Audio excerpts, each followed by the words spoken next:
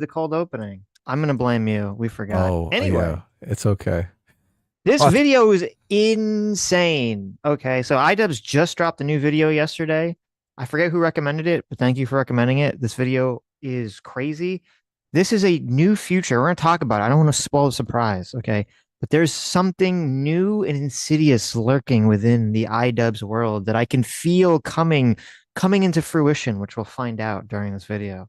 Okay. Why'd you change your microphone settings? What do you mean? It's different? Yeah, it sounds like you're eating your microphone, but I we changed love literally nothing. we love the random settings you do on your microphone. Sitch just comes in and spins the dial. He's like, "What? Woo! What are we gonna set my microphone I at today?" I've just unchanged since yesterday. Okay. Was it bad before we started the stream? You didn't say anything for the 5 minutes we were talking? No. Like, what?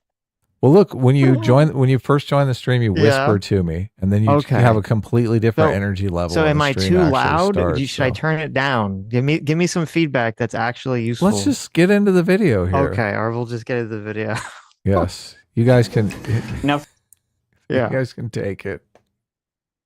thankfully for me, I have the majority of this video already recorded. This is just a little addendum. I think an addendum is something that you put at the end, but this is a predendum. I'm throwing in a little predendum. Something that I've been struggling with for a long time on YouTube. Comedy gold. A predendum.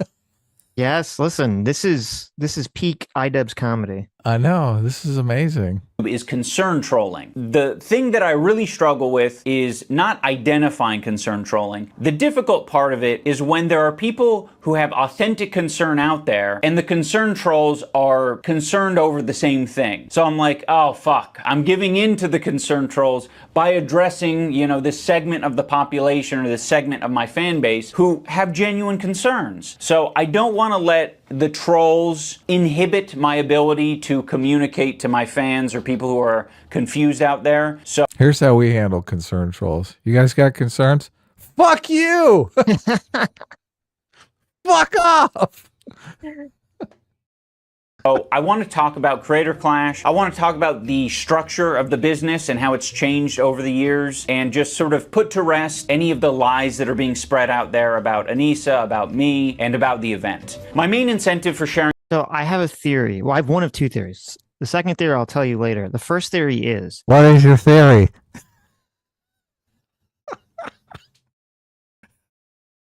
I'm sorry. I couldn't resist. Go ahead. What's the theory? I mean, just I can turn the mic down. It's not like I don't understand why you're being so unhelpful. I have no clue why you're being so unhelpful. I'm just in a crazy mood. Yeah, I turn can your tell. turn your mic down a little bit. Jesus Christ. Am I being gaslit, guys? What's it? No, that's Okay, like is a it- is million that- times better. I don't know Okay, what like, why this- your I- computer nothing cha- your literally computer nothing how changed. something did Okay. obviously change. Your computer is set to like fuck with your settings. I So your I computer think it's comes you. in and goes. I think Your it's you. computer goes in and comes in is like, let's turn this way up. I think it's you. So it can't reach out and adjust the setting on the mic. But there Uh-huh. are settings inside your computer that are being changed. Nothing has so. been changed. But anyway, anyway, That's yes. such a lie. It's such a lie. Okay. I bet if you opened your audio settings, you would see the mic moving like up and down randomly. If you had it open during the stream, that's what you would see. That's never happened before. But anyway, this is all just gaslighting. Okay. So the first What were you theory. What were you Okay. talking about?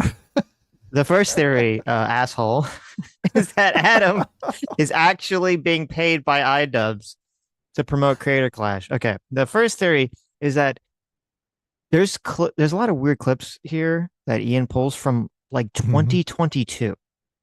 And you're like, why is he using clips from 2022 in this video? So I wonder if he actually had the second half of this video where he talks about concern trolling and not Creator Clash. If he already had like those clips in a video like already written out that he wanted to do from 3 years ago, and he's like, oh shit, I gotta scrape together a video because I have to defend myself about the Creator Clash thing. So I'm just gonna find any excuse to possibly defend myself from the accusations that I'm taking a big paycheck from Creator Clash. Right. which is just sad. Yes. Sharing this information is that I have felt extremely handcuffed by Creator Clash these past years because I'm not an expert communicator and I don't know how to convey things, not over communicate, not do all these things that potentially put the event at risk and put other people at risk. And it's so weird because the whole job of content creator is communication. So to just come right out and look, I'm not really good at communication. I'm a content creator where I'm communicating through my content, but whatever, who cares? Mm-hmm. That's kind of why I wanted to step away from this event. It feels like it's inhibiting my ability, like the business side of things, like inhibits my ability to communicate openly and effectively, especially when there's so many people counting on me to, you know, do that well. So it's a lot of pressure. And now that basically this is all translation. I'm a stupid retard for making a hit piece on Ethan right before Creator Clash. Mm-hmm. Is what this is. That's what he's saying. Yeah, he's trying to say, I fucked up, but I didn't fuck up. Yes. It's yes. not my fault. It was a communication error. All right. Oh, Most yeah, obvious thing on the exactly. planet. Like, hey, right before my big boxing thing where I want to get a bunch of people together, maybe I shouldn't spark a bunch of internet drama. It's going to make a bunch of people hate me, and the other people apparently not going to buy Creator Clash tickets. Yeah. This video should be, he should be admitting, I'm a really shitty person. I have a very bad moral compass, and I fucked up bad by stabbing my friend in the back. But no, he wants to put it down to a communication error. This is just a communication error. Yes. That Anissa and I have stepped away from it, I want to just clear the air because I don't feel that same pressure that I did when I... Oh my God. Oh my God. The Can you pressure. imagine? You turn it over to somebody else, you're stepping away, and now you're going to talk about it?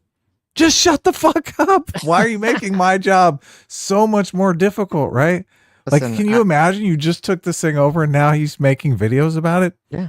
What the fuck? I want to take this thing that was my responsibility. I want to dump it in your lap. And then I'm not going to shut up about it. I'm going to keep talking about it, making the situation worse because I have a communication problem. Right. Now that it's not my responsibility, fuck you. Who cares? Let me do what I do best. Stab friends in the back. I'm Idubbbz. I hope you've enjoyed this message.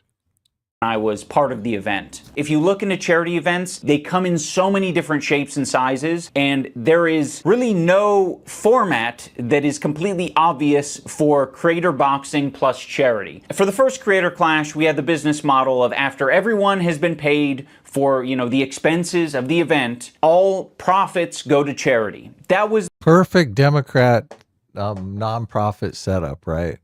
Right. Pay everyone a huge salary and then pay the charity. Well, I mean, to be fair, I don't think it's a Democrat charity. I think that's charities in general. I think Republicans generally stay away from the nonprofits, right? No, it's not. There's all sorts of. Is there a bunch of? Of course.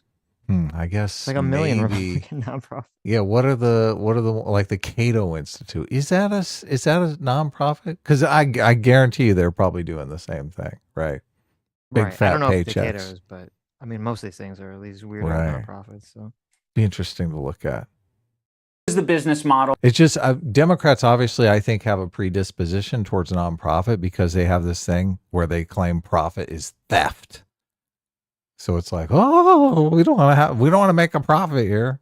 I mean, nonprofits is one of the key ways that like rich people will transfer wealth to their children without paying taxes. Sure. Essentially, they'll put their money in like a charity trust that is that they get no taxes from, and then they hire their kids to run or to quote finger quote work for the trust, and then they pay them a salary. Right. Okay.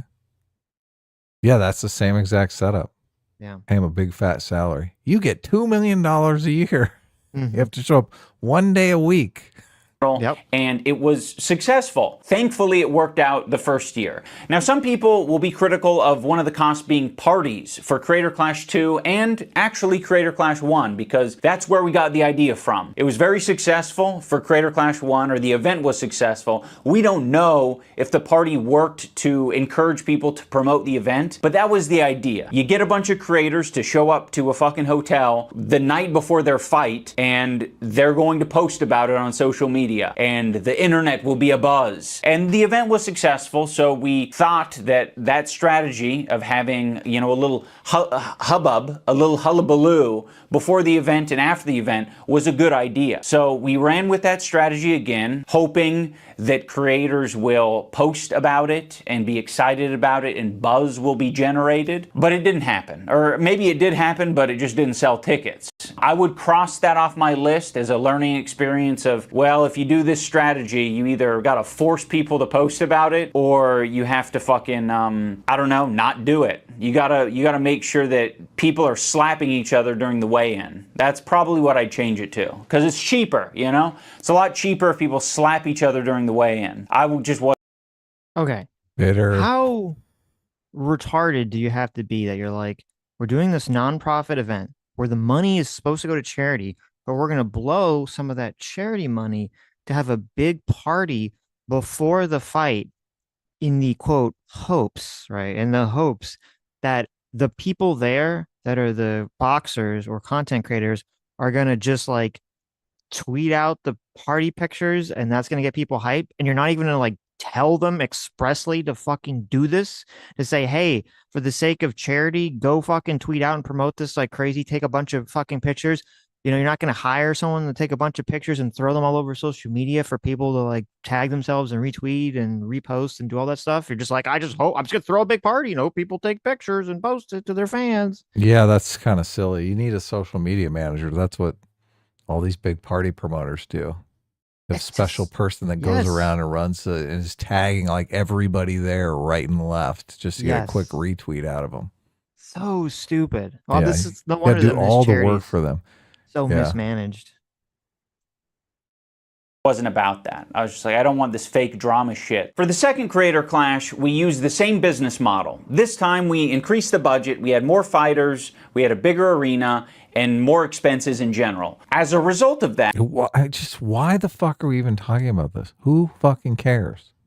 Because Who you'll cares? You'll see, because he was getting hit with some accusations about how much money him and Anissa were taking from this. I just look.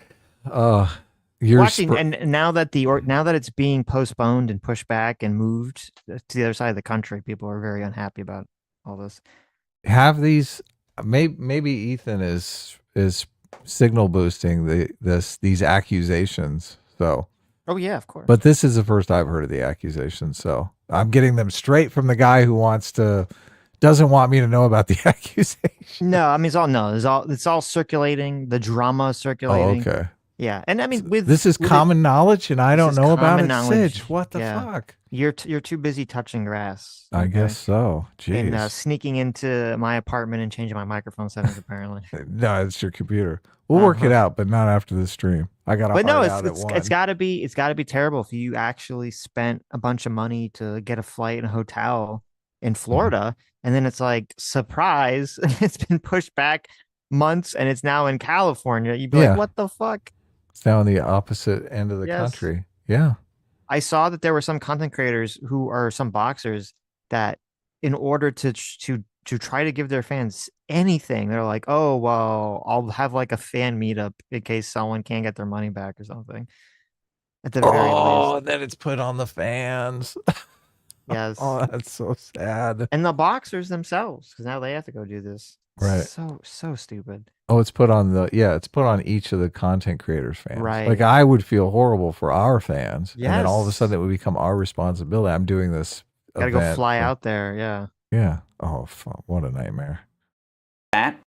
There were a lot more costs, and our ticket sales did not make up those costs. It seemed very obvious that this was not the way to run the charity boxing event. We told our business partners, we are not going to do this event again unless it can be promised to us that there was a way to guarantee money for charity. And the business model that was presented to us was what we're enacting, or what we did enact this year with Creator Clash 3. And that is, the for-profit side of the business is unincorporated with the charity aspect. So the charity partner is its own fundraiser that we sort of like push people to, before, during, and after the event. I think where some of the confusion is that... Okay, so to be clear, he's like, we weren't going to do this unless we can make money for charity.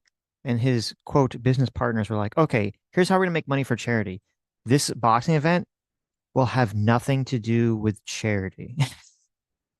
But you can shill a charity at the boxing event. And he's like, and then Idubbbz was like, wow, that makes a lot of sense. Thank you. This is another very left-wing intuition. I guess if you have a left-wing audience, I mean, they love the charity thing, but I don't see why it's wrong just to throw an event that is going to be kick-ass, and we're going to do it for money. We're going to do it to make some money. Well, I mean, first, I mean, they couldn't even get people to generate money for this with a charity event. I know, like, they're not going to get. So just ditch the charity idea altogether. No, but what I'm saying is, like, even with the motivation of charity, people weren't willing to spend the money on this. So what the fuck chance is anyone going to spend money on this shit anyway? Right. With no charity. It's like this YouTube. Oh, your mic settings got a lot crisper and cleaner. And now it's so perfect I can't hear anything. Oh, Sitch's computer gave out. Maybe it's my computer. I don't know. Let me see. Let me check my internet connection here. Oh, no. Says it's great. All right, we'll just go back to many people here. Don't understand how charity events operate because, to be honest, they're all very different. And with something like a charity boxing event, there's a lot of money that you actually, well, Sitch is gone. Let's talk about this charity thing. Look, I'm not against charity per se, but I think of charity events in the realm of some kind of catastrophe happened and we're going to try to raise money for that catastrophe, right? Half a city here in Los Angeles burned down and they are planning on doing, I think they actually already did a charity event for the people that lost their homes. I don't think any of the money actually made it to the people that lost their homes, which is a completely separate problem with the charity event. But so that makes sense to me. This catastrophe hit. We need to raise some money for charity. We're going to do it. We really believe in this cause.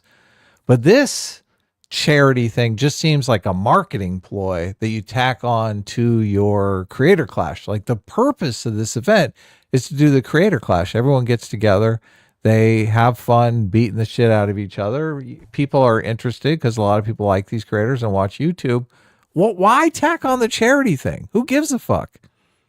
What's the purpose of tacking on the charity thing except for making some sort of ploy? I don't think the people who are interested in Creator Clash are going to be interested because there's a charity event going on. I think they're either going to be interested in Creator Clash as a product or they aren't.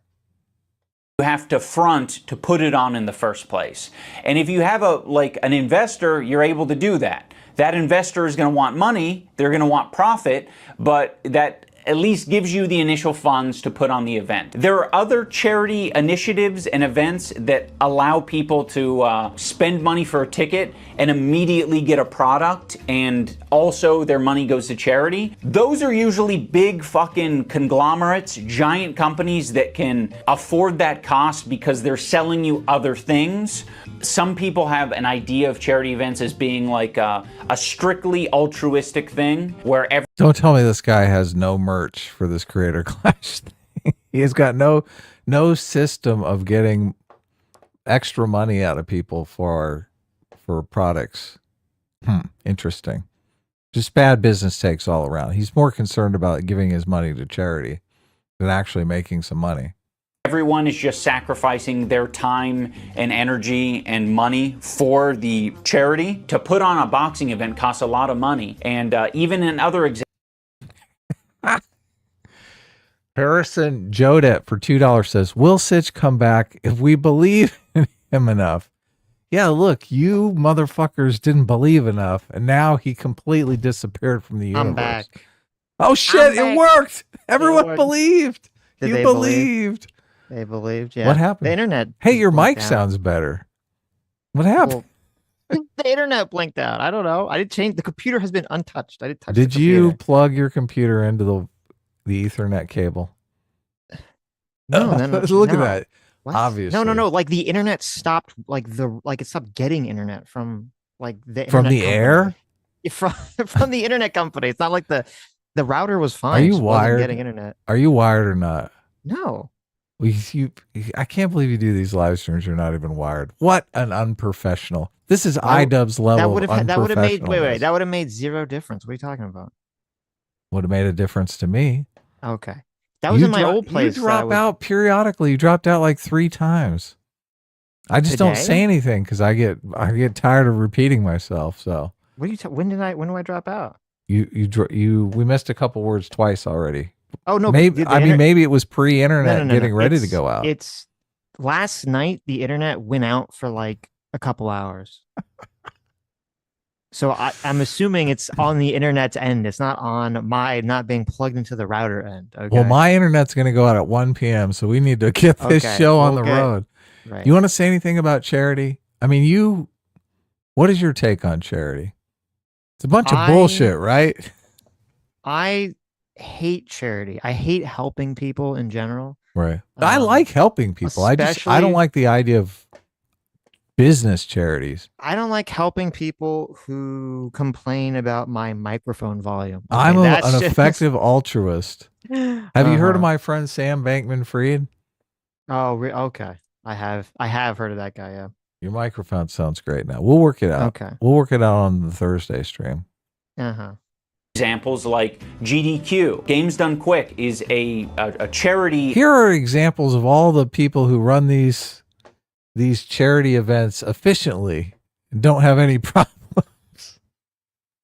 Event, but they're not like a charity themselves. You know, they run a business and they partner with a charity and they fundraise for the charity. They send people to the charity, and thankfully they have, multiple ways of. Oh, thank God he put that little background music in there just to drive me fucking insane. Little charity music here. I told him to do that, actually. Stop it already. Stop it with your background music.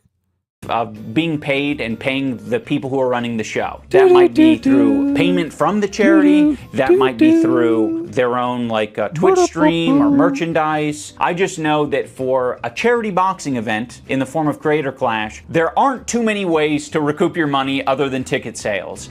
And that was obviously the biggest challenge of the previous 2 events. When it does well. That's so funny.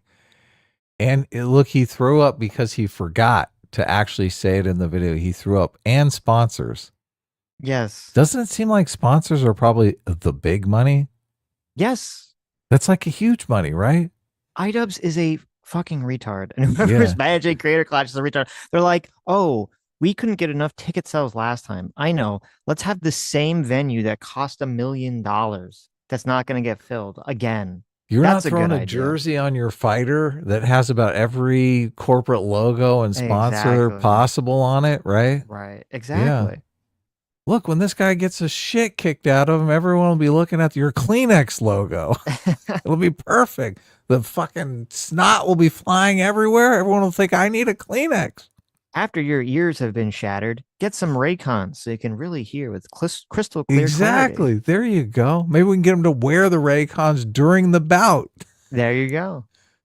Well, awesome. But when it doesn't, it's a huge problem. It remains to be seen whether the for-profit business side of the event will be successful. But the main controversy, I would say, is that it was revealed with the change of ownership that Anita and I, because we're 1/3 ownership of Creator Clash, the business, that we were getting 34% of the profit share. We weren't anticipating this event doing well. Like, we wanted to do well enough to pay back the investors, of course. So that's one of the reasons that we were, okay with the profit share thing. But another part of it as well is that the contract wasn't structured in a way that the profit share could just directly go to charity. It was told to us, you could just donate your portion of the profit share to charity after the event. So we were like, okay, fine. And now I know some people will find it hard to believe that Anita and I were just going to give our portion of the profit share to charity. I find it hard to believe that they're going to give all their money away to charity. I don't know. That seems very suspect to me. I mean, doesn't his girlfriend have an OnlyFans? How do they make money? Is that their source of income? I mean, guess so. is his channel still alive? Is he making money off of his channel? I guess he does upload videos from time to time, right? Occasionally, not enough to live off of. Right. Yeah, I No, don't know. he's either living off of Creator Clash money plus his wife's OnlyFans, Mm-hmm. or Sounds so fucking horrible. something like. Sounds so bad. And this also sounds like totally bullshit to me. Like, wouldn't it be better for the company from a tax perspective to donate 34% of its profits to charity as opposed to paying someone else who's then going to donate it on their behalf for their tax purposes? How does that make any sense? This seems like this is what happened. Okay. It came out, it was revealed secretly, which, by the way, if this was even true, they would have just said this from the beginning. They would have said, before this got leaked, they would have just said, hey, all the money that we're going to make from Creator Clash 3, we're donating to charity. Like, they would have just said that like months ago, but they didn't. It's only now that it gets revealed that, oh, they're taking 34%, some big fucking cut from Creator Clash, or they were before they stepped away from it. Give me money, it's going to totally fail. That before, like, only once it comes out, oh, this charity event, we're making a third of it in profit ourselves, are like, oh, no, it's not profit. We were totally going to donate that money to charity. Trust us. Of course we were going to donate to charity. Seems like they probably weren't going to donate it to charity until somebody made a stink about it, right? Exactly. There's nothing I could really say to, I think, convince them otherwise. It was up to our discretion at the end of the day, and if you don't believe us, I can't say anything that'll change your mind. I guess my only appeal is that year one, we made a bunch of money for charity, and I just got the fighters pay like everyone else. In year two of the event, we definitely got nothing. So yeah, having said all of this, I know that there's probably a lot of you out there who honestly don't care, and you're just like, you want to see boxing or you just want to see regular videos. I get that. For my soul, I needed to communicate it. So yeah, that's a big relief for me. I mean, I'm very happy that, He had to do it to try to salvage his reputation. What is this? Oh, my soul was yearning out. I mean, people were trying to drag me through the mud on social media, and I had to make an excuse for myself. But my soul was crying out, crying to be heard. This year, money's... His channel was doing about 1 million views a month. It did like a lot. It did like 8 million last month because of all this controversy. But at around 1 million views a month, he's probably making $3,000 a month off of his YouTube channel, which I don't know where he lives, but there's a lot of places you can live there. Obviously a lot cheaper than Southern California or Florida. So I think he lives in Washington State. Oh, well, if he's in Seattle, he's fucked. being raised for charity, and I'm glad to know that it's already more successful than than year two. Mission accomplished, as far as I'm concerned. So they raised $280,000. Is that what he put on the screen there? Yeah. So because of all the drama and basically having him and Hassan, all the other creators, have to e-beg, they were able to, fortunately, raise money for this charity, which sort of means that the entire event was pointless because they were just able to raise the money by just asking people. So they could have just done a charity stream like all these other streamers do, okay, and made that amount of money without fucking over all these people to buy tickets and buy flights and hotels for an event that's not even going to happen. Yeah, that's what I was saying while you were gone. I don't understand tacking a charity portion to your boxing event. Like, why not just have the boxing event or just do the charity thing? Most charity events are just what is even their charity? I don't know. I have no idea. Is it Palestine? They raise money for Palestine. It's a cancer charity. Okay, a cancer charity. So it's silly. It's completely silly. You think he'd be really pushing this? And this is another thing too that's kind of insane. Okay. Oh, he doesn't even mention the charity in the video.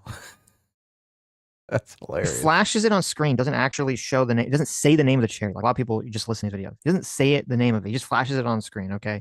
But this, the whole business business plan for this was, well, the boxing is not actually going to give any money to charity. We're just going to use the boxing event to hype up the charity. And yet in all the videos that he's done and all this drama he's done, he's never shouted out this fucking charity. Like, why in that big video that he made on Ethan, which had so many eyeballs on it, would that not have been the perfect place to just shout out the charity in the middle of the video or at the end of the video to try to get people to donate to it?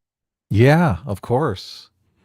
And it would have made him look better. Like, look, I believe in charity. Right. I mean, obviously people would have accused him of using the charity as a shield. Of course they felt that way. And that's what he would have been doing. At least it would have been smart. But at least it would have been smart in terms of getting, buzz for the charity. People would be like, he is using it as a shield, but they did raise some money for charity. Right. So morally, it's a wash, right? Right. So this is a very weird, he has this long, not funny montage of people just saying the word concern trolling from clips that look like they're from 3 to 4 years ago. And Idubbbz has lost all ability to make videos. He doesn't understand what's funny. He doesn't understand how to edit. He doesn't understand anything anymore. It's kind of incredible. To do his personal attack with a joke, and then he hit me with a concern troll. From the right, there's a lot of concern trolling around small businesses. This is the most boring kind of concern trolling. Get Snoop Dogg and Tupac the concern troll. Concern trolling. You need to address this issue, man, because you are offending the trans community. Shut up. That is such poor concern trolling. Lindsey Graham did a lot of concern trolling about this. His concern trolling is empirically wrong. Oh, dude, this is like the hardest concern trolling I've ever heard in my entire life, dude. You don't answer to the concern trolls. Concern trolling about homeless people. This guy's an example of a concern troll. Concern trolling about fairness. They sit on the sidelines and they concern troll. It's basically concern trolling. But a lot of people do concern troll. Concern trolling. As concern trolling. Concern troll. Concern troll. Concern trolling. Concern trolling. Concern trolling. Quintessential concern troll. That was some expert concern trolling. Yes. Now, what was that? What was the entertainment value there? Well, it was a bunch of people saying concern trolling in clips from 5 years ago. Right. Is it out of fashion now? I just looked it up. The action or practice of disingenuously expressing concern about an issue in order to undermine or derail genuine discussion. I mean, people still do it. It's just, I don't know. It's from, what the fuck was the point of that? What if I'm genuinely concerned, though? What Cringe. if I am concerned? What if I'm super concerned? Trash. Yeah. And also, look at all these socialists he shoved into that introduction. Oh, yeah. I've been working on my laugh lately. I'm trying to get it to a level where it's contagious. I haven't figured it out. I'll let you guys know when I figure it out. Hello, everyone. Welcome back to another episode of Idubbbz Complains. In the last couple of videos, I got a lot of comments. Now, I don't have time to read all 150,000 comments, but I also don't want to let down my audience. I want them to know that I hear you. I hear your concerns and I'm listening. I've put all 150,000 comments into the AI and I told it to condense it down into a singular comment that is representative of the whole. My hope is that the one comment will perfectly represent a small fragment of everyone in the audience, so everyone is equally happy. Okay, hold on a sec. So I'm kind of lost. Who's Hassan again? But hey, it's cool to see a content cop after all these years. Still, I gotta say, something feels different, man. Did we lose the plot somewhere? I miss the old days, but whatever. Keep doing you, I guess. Anyway, peace out. I'm gonna go rewatch some Filthy Frank now. This is some great comedic content. Wow. I'm laughing. It was written by AI. What do you expect? I'm laughing.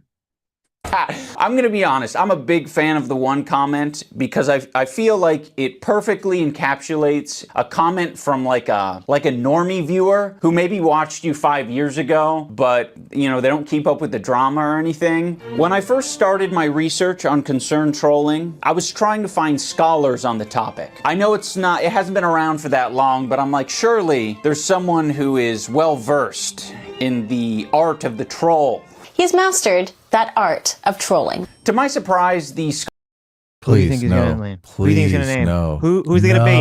Who do you think it is? No. Who do you think it is? Is David Pakman in this video? No. It's a woman. Oh, it's a woman? It's That not is Donald Trump? It's not the orange man No. bad? It's worse. That is the outline of the person he's about to show you. It's worse than Orange Man Bad? Yes. The expert witness on concern trolling. Yes. Not sure. Okay. Hold on to your hats. Is Anita Sarkeesian. Oh my God. Yeah, I was going to guess Arnelius.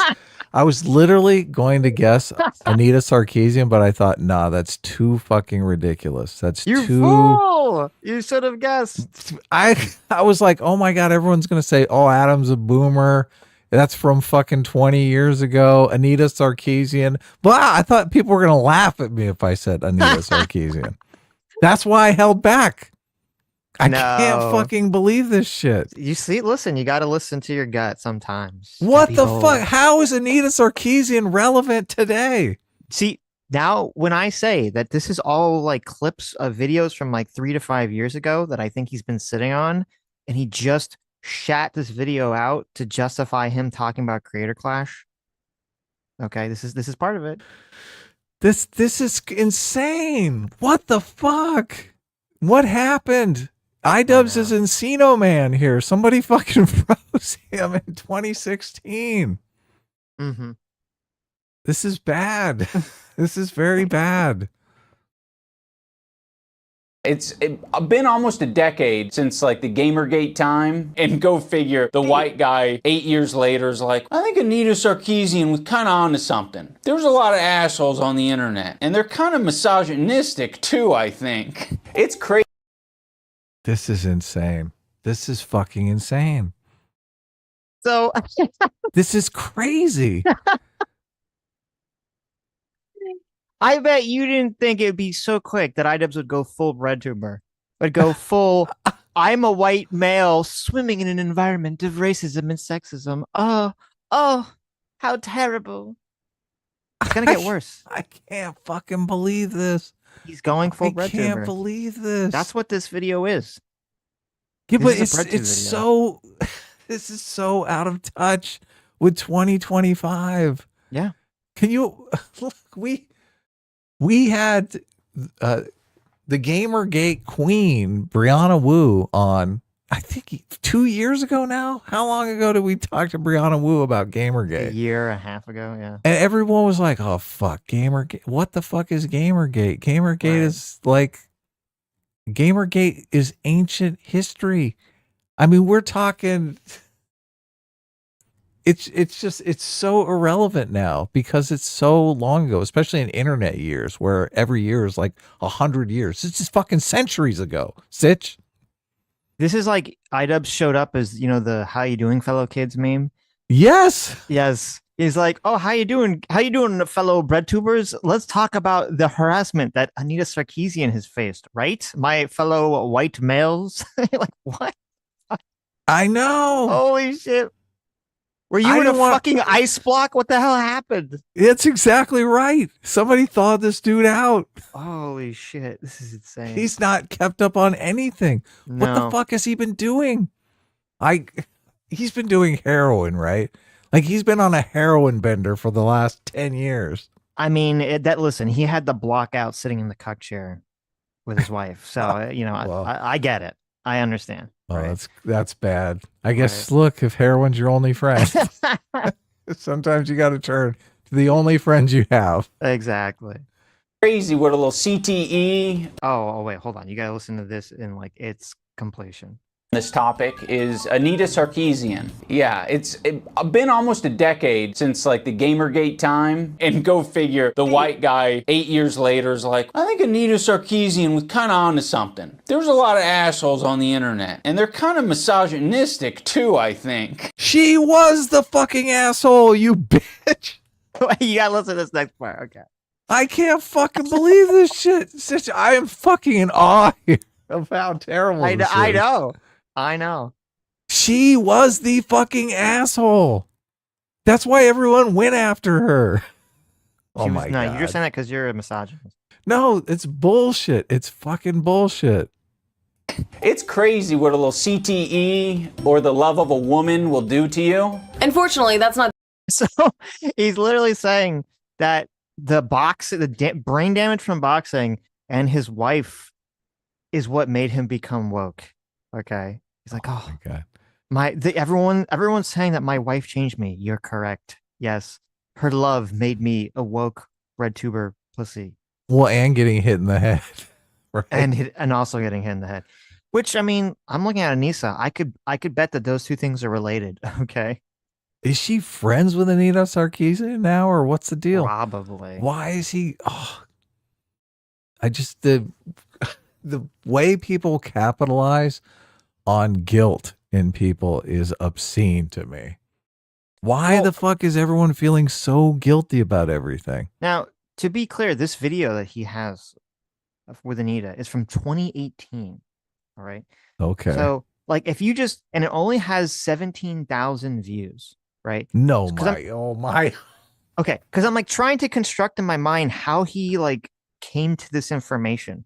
It's not like he just Googled like concern trolling or YouTube concern trolling and this video came up. This video did not come up on any algorithm anywhere in human history. He had to specifically somehow be told or know to look up Anita Sarkeesian and concern troll together to find this.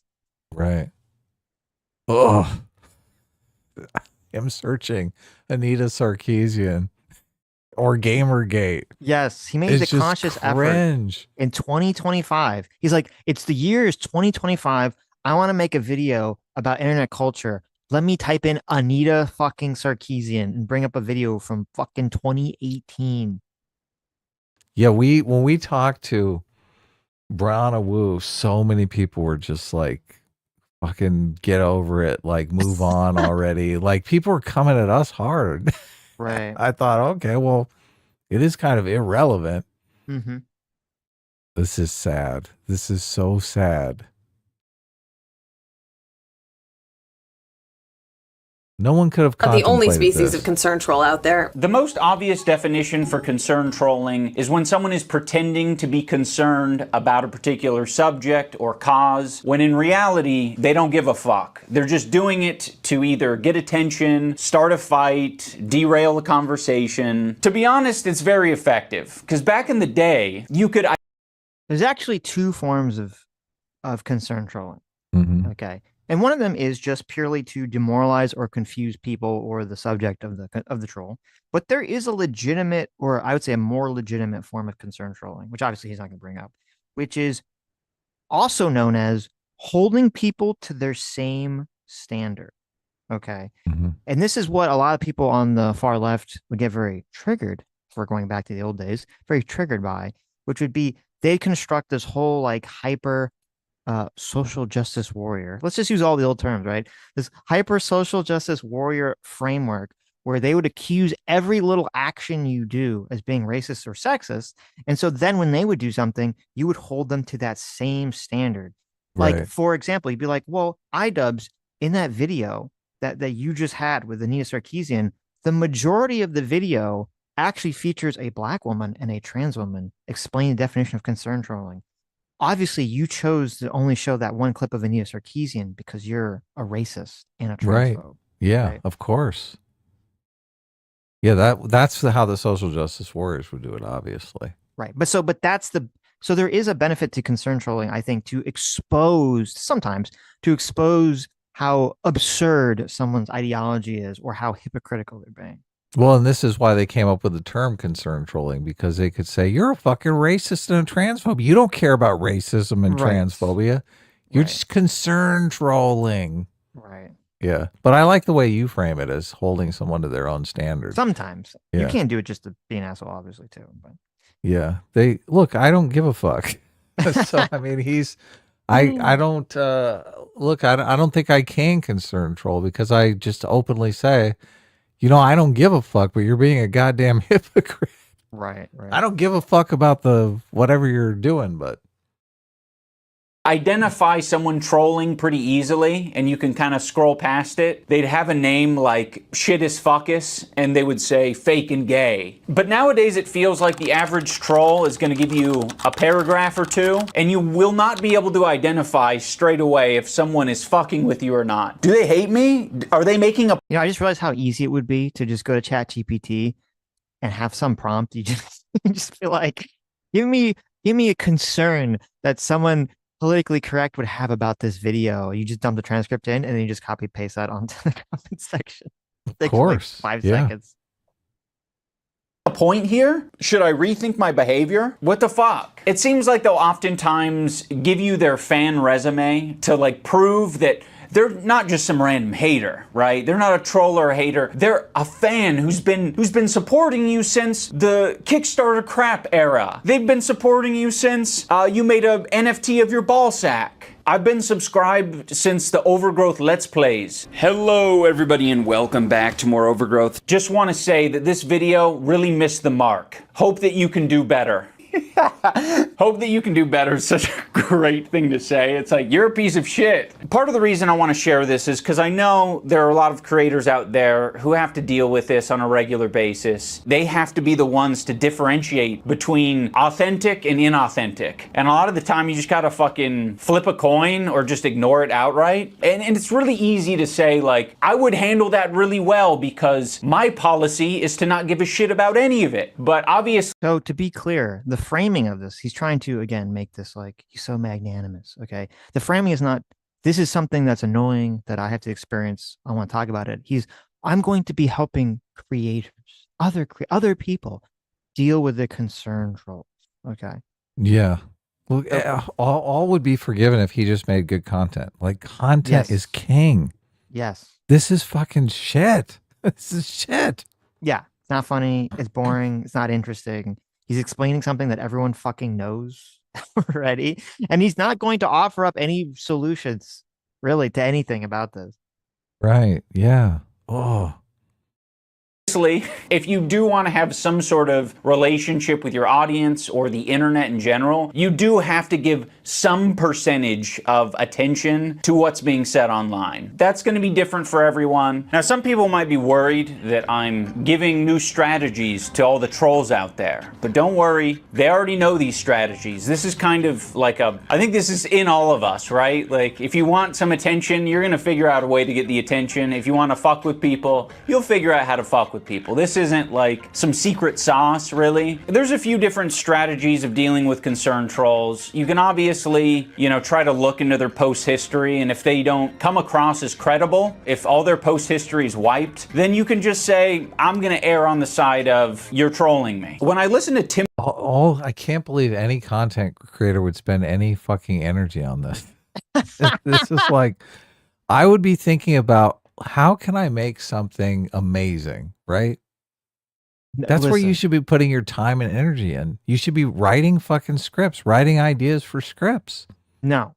When Poo Poo Pee Pee Face 37 writes a comment on your YouTube video.com, Adam, and he says, listen, Adam, I was a huge fan of yours. Okay, all the way back to Atheists for Jesus days. Right. For Carjackers for Jesus days. Oh my God! You know about Carjackers for Jesus? Right. Holy shit! I believe this comment. Instantly. Such a huge fan of your work, even when you had your little blue face avatar. Right? Oh my God! This guy's a super fan. I know. Such a fan. But now I feel like you've really lost the plot, Adam. I think you just need to do better as a person. Okay. Okay. Then and then Adam, you're like, okay. Let me do a fucking full background check on Poo Poo Pee Pee 37. I know. Try to get to the bottom of whether this is a real fucking person or a fucking random troll. Like, this is insane. Someone fucking with me. This is an insane behavior. Are you like, I know. Is Idubbbz really like that video he's talking about? He had like tens of thousands of comments. Was he fucking Google searching every single name to like get to the bot? Like, no wonder he's crashing out. This is psychotic behavior. It is totally psychotic. I assume 30% of our hate comments are genuine fans just fucking with us because they know I read the comments.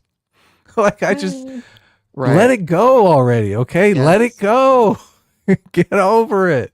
This is very important to Idubbbz. He's like, I really need to make sure that on my Ethan Content Cop nuke, that the criticisms are legitimate and they're not trolls. This is what are you planning to do next? What is your next fucking project? This is the next project. Hold on. What do you mean by this? What is this? What is this I'm looking at? This is fucking archaeology from the dark ages. Making excuses for taking money from Creator Clash. This is the project. This is back when the internet was in 46p. What are we doing? What are we fucking doing? People have moved on. There are new people out there to interact with. Well, don't worry. Listen, he's going to have a Tim Pool clip from 2022. All right. From 3 years ago. Okay. We've gone from 2018 to 2022. We're moving on up in the world, baby. We're getting closer to the current year. Oh, man. Tim Pool, he has like a little bit of a theory on, you know, the left versus right and who is doing more concern trolling. The right has their concern trolls, but it's rare. It rarely happens. On the left, it's endless because people like Patton Oswalt don't care about principle. Now, I don't fully buy into what Tim Pool is selling here. You can kind of look at the political spectrum as like a spectrum of concern, and people on the left seem to be generally more concerned than people on the right. You can. Oh my God. We're going to be covering a lot of Idubbbz, guys. A lot of Idubbbz. So he's got a spectrum where the left is the concerned people and the right is the not concerned people. Yeah, it says, and there's a picture that says the left says trans people belong in Alabama and the right says no. Right. Yes. I love the framing of this. People on the left are concerned about things. Did you know people on the right are just not concerned about anything? They're not concerned about trans women in women's sports or trans women in women's bathrooms. They're not concerned about crime.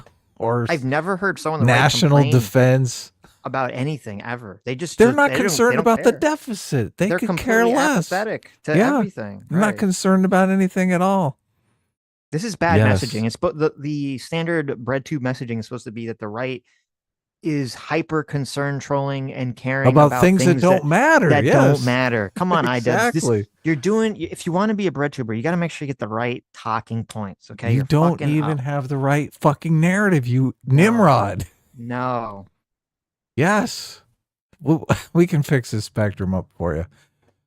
I'm still betting David Pakman is going to end up in this video somewhere. He does not. He does. This is crazy. Anissa has imparted her stereotype of the right as greedy racists to Idubbbz while they were doing their pillow talk. Right. I wonder how many conservatives subscribe to Idubbbz's wife's OnlyFans. Am I allowed to ask that? You can ask that, yes. Sitch, can you do some? I think she's very attractive. I don't get the appeal. Really? No, I don't get the appeal, no. Did you see her tweet about how it's okay to like her because she's sexy? I did see that tweet, and it's I okay. laughed. It's okay to be conflicted about how. I gave a sensible chuckle, and then I closed the tab and thought, "That's funny." Yeah, it's okay. We understand that you're conflicted, like you've got a raging boner for her, but you hate her guts politically. Yeah, I looked at her. She's diving into that. I'm thinking, actually, nah and nah. Right. In the entire world of internet gooner bait for you to look at. I know. I know. Not even on the list. Okay. Yes. Yeah. She's at the bottom of Idubbbz's 50,000 comment list. Yes, exactly. Terrible. I'd say that people on the right are mostly concerned about themselves. That might be. Oh, greedy. We have greedy. Greedy. We just need a little racist. Let's see if he's got the stereotype. Like a fair assessment. If you're somewhere over here where Tim Pool's at, all you got to do to concern troll him is take one step to the left. That's it. I think concern trolling is in the eye of the beholder. With this example, you have Tim Pool. How did we get from the right are all greedy liars to now, well, I mean, I guess it's in the eye of the beholder. What? Right. The immediate contradiction. Astute. Yes. And also, see, now it's subjective. Again, Idubbbz is too stupid to actually get the dunk on Tim, because there is an easy dunk on Tim here. Where there was when Tim said that he thought most of the concern trolling is from the left. What Tim is describing, he's going to play another clip of Tim. What Tim is describing is not concern trolling. What Tim is describing is weaponized empathy, is trying to hold, these people to some sort of ridiculous, moral framework just to assert power over someone. That's not concern trolling. Okay. And actually, you would probably say that there's way more people on the right concern trolling, because the whole process of concern trolling is interacting with someone who is a hyper kind of progressive or woke sensibility. And then you sort of mock them for it, being like, oh, well, actually, you're the real racist, or you're the real sexist because, you didn't have the full spectrum of Black LGBT identifier people in your cast or in your video. So you're the actual sexist. So it's probably way more people on the right concern trolling, way more people on the left. It's a target-rich environment on the left. Exactly. Are you kidding me? I could concern troll all fucking day. It does. Yes, it doesn't really make sense for people on the left to be concern trolling people on the right. It's not going to really land. Yeah, because they'd be like, I don't give a fuck. Of course, right. And so if Idubbbz was like actually had a brain or thought process that wasn't broken from the CTE and his wife, whipping him in the face at 3 a.m. every day for the dick flattening, right? Maybe he could have put together the most obvious argument on the planet and been like, oh, well, Tim Pool's wrong about this. But instead, he's just a fucking idiot. He did show the bald picture of Tim Pool, so you already know where he stands. Show bald picture of Tim Pool, win argument. Right. Well, that's all you have to do on BreadTube. Come on, they're not a bunch of brainiacs over there. Right. That Patton Oswalt is being concerned Hold on a second. left. That's it. I think concern trolling is in the eye of the beholder. With this example, you have Tim Pool thinking that Patton Oswalt is being concern trolled by his audience, or a portion, maybe like a small segment of people. This is what happens when you fall for this stuff. Patton Oswalt falls for it. He is a weak man. But Patton Oswalt doesn't feel that way. He sees it as authentic concern, which is why he addresses it in this Instagram post. By the way, the concern is basically just people were uncomfortable with his association with Dave Chappelle, because Dave Chappelle did some transphobic or said some transphobic shit. But Tim Pool... Uh-oh. All the stuff he's talking about, we covered when it came out, when it was fresh, when it was real fresh news, right? When it was new news. Here's why I have this theory that Idubbbz must have made this video 3 years ago, realized it was trash, and then but it still exists on his hard drive. And then when all the creator clash drama came up, he's like, shit, I need to make a video really quick. And he just kind of scraped down and together some discarded project. Because how the fuck how would in your memory or in your mind would you have this Tim Pool clip of him talking about Dave Chappelle and Patton Oswalt from 2022? How would you even find that? How would you even think to find that? No, that makes perfect sense. He's basically reviving an old project and just reshooting some footage to put it out. Because I found the original Tim Pool video, which did take some fucking work to find this video. Okay. Wow. And I only could find it because Idubbbz flashed the fucking month that it was, the month and year that it was from. This, if you typed in Tim Pool and woke troll, it wouldn't come up. You wouldn't just you cannot find this video accidentally. He had to have had this from years ago. Has such a fucking low emotional IQ that he doesn't realize it isn't a big deal to listen to what other people are saying and adjust your behavior. It's all up to our own fucking discretion, right? What's that fucking post? Okay, no, wait. I'm gonna play. You're gonna read the post? Okay. Yes. If you aren't to the point, Tim, where, you don't want to apologize for fucking anything, which, by the way, it seems like that's a theme on your podcast, is basically saying, I'm not a problem. But acting like that's the way the rest of the world needs to operate, it's I think Patton Oswalt is doing just fine operating the way he's operating. Wallow in it. Okay, Patton Oswalt? Never tell an offensive joke again. Never cross the line again. Good luck trying to figure out where that line is. Good luck. You won't find it. You give in to the concern trolls and you will never work again. It's so fucking funny too, because Patton... But also the argument that essentially Idubbbz is making is he's saying when someone on the left expresses concern about something, it's legitimate. But if someone maybe not as far to the left as you, because he's going to start attacking lefties that are not socialist in a moment. Really? Holy fucking shit! This is insane. When you but if you're a left on the left but not a socialist, your concern is obviously fake. Right. You dirty liberal, you. Yes. I just there was nothing transphobic about Chappelle's show. We both watched it. Yeah. Like, he was very sensitive. He talks about a friend of his that is trans. Mm-hmm. And his empathy for the trans people was just so obvious. It's just like, it was spun. It was what I like to call cancel culture, canceling somebody based on trumped up charges, basically lies. And that was a perfect example of it. Everyone tried to spin it into transphobia when it wasn't. We have Idubbbz has gone from, it's okay to say the N-word, and it's okay to say the N-word when it's funny, to Chappelle is transphobic. I know. I'm fucking shocked here. I'm shocked. But this is why his comedy will always suck. Yep. That bit, Chappelle killed it. That set was so funny, so hilarious. Well, I'm glad you brought that up, because the ultimate irony, is displayed in the beginning of this Tim Pool clip that Idubbbz is citing here.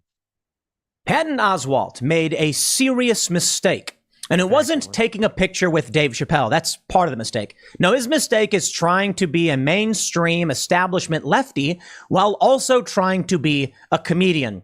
It doesn't work. Comedy does not fly with the establishment left. So fucking true. The irony, obviously, that this is the video that Idubbbz cited from. I say it all the time. Comedy at its root is about surprise. And one of the ways you can surprise people is always challenging taboos. So you got to get close to that line. You don't want to cross it. You don't want to go too far. Right? You don't want to dip into the super cringe, fucking disgusting shit, right? Right. But you gotta challenge a little. You got to challenge the establishment, society, taboos, all kinds of things. You got to surprise people. Daniel Tosh is great at that. He's one of my favorites. He's of course, so good at like with going the rape past joke. That point, but just like he's like, just right on the cusp of like, is this acceptable or not? And one time in Deadline Junkies, I swear we all had a talk for like 30 minutes about are rape jokes funny? Because it is. That's a big controversy for some people. Some people just not accept rape jokes. But every time a rape joke went up in front of the group, it got a big fucking laugh. It got a big laugh. So, yeah. It's funny too, because they always cite like all these like super progressive people. They always cite George Carlin. Like they think that George Carlin, if he was still alive, he would be like woke. No way. And George Carlin had that a literal bit, I remember very clearly, on that subject, on him criticizing people saying you can't make jokes about rape. Mm-hmm. And he's of course rape is funny. Okay, here's a joke. Daffy Duck rapes Elmer Fudd. Yes. And then everyone laughs. Says, of course it's funny. Yes. Apologizing and saying he will do better because he took a photo with Dave Chappelle. You know what? Isn't it insane that based on taking a photo with Dave Chappelle, that from 3 years ago, Patton Oswalt gets into like, people try to cancel him, and Idubbbz is defending this behavior. Especially when we've completely moved past that. The cultural environment has shifted so much. Yes. That that wouldn't happen now. Not in the least bit. I mean, they're not even doing the Pride logos this year. No, I know. It's so fucking Idubbbz, supposed internet comedian, is like, I'm back, guys, to do funny videos. In one of my funny new videos, I'm going to talk about how a comedian got rightfully canceled 3 fucking years ago. Okay, because they said offensive. They were around someone that said an offensive joke. He's making videos for Anissa, and Anissa's like, oh my God, this is amazing. Right. That's the giant mistake right here. Yes. Here's a story from the New York Post. Patton Oswalt defended his decision to perform with embattled comedian Dave Chappelle on New Year's Eve. The comedian shared in a post on Instagram that he was conducting his last show of 2021 at a venue in Seattle when he got a text from a fellow stand-up and friend, Chappelle. Apparently, they were performing next door to each other, so Chappelle invited him to come do a drop-in set. Why not? I waved goodbye to this hell year with a genius I started comedy with 34 years ago. He works in an arena like he's talking to one person and charming their skin off. Anyway, I ended the year with a real friend and a deep laugh. Can't ask for much more. Wow. What a bigot, right? What a piece of shit. Insane. Terrible. Cancel this man. Yes. And here's the last part. Oswalt. He's writing down on notebook paper before a mirror in his dressing room, makeup room, whatever you want to call it. This is, I do agree with Tim. This is insanely, bizarrely performative. Okay. For his apology, he's like, oh, here's a picture of me being very thoughtful, writing this out on a legal pad, like in a mirror. The fuck? Like, this is not scream. Like, this is not just scream like phoniness.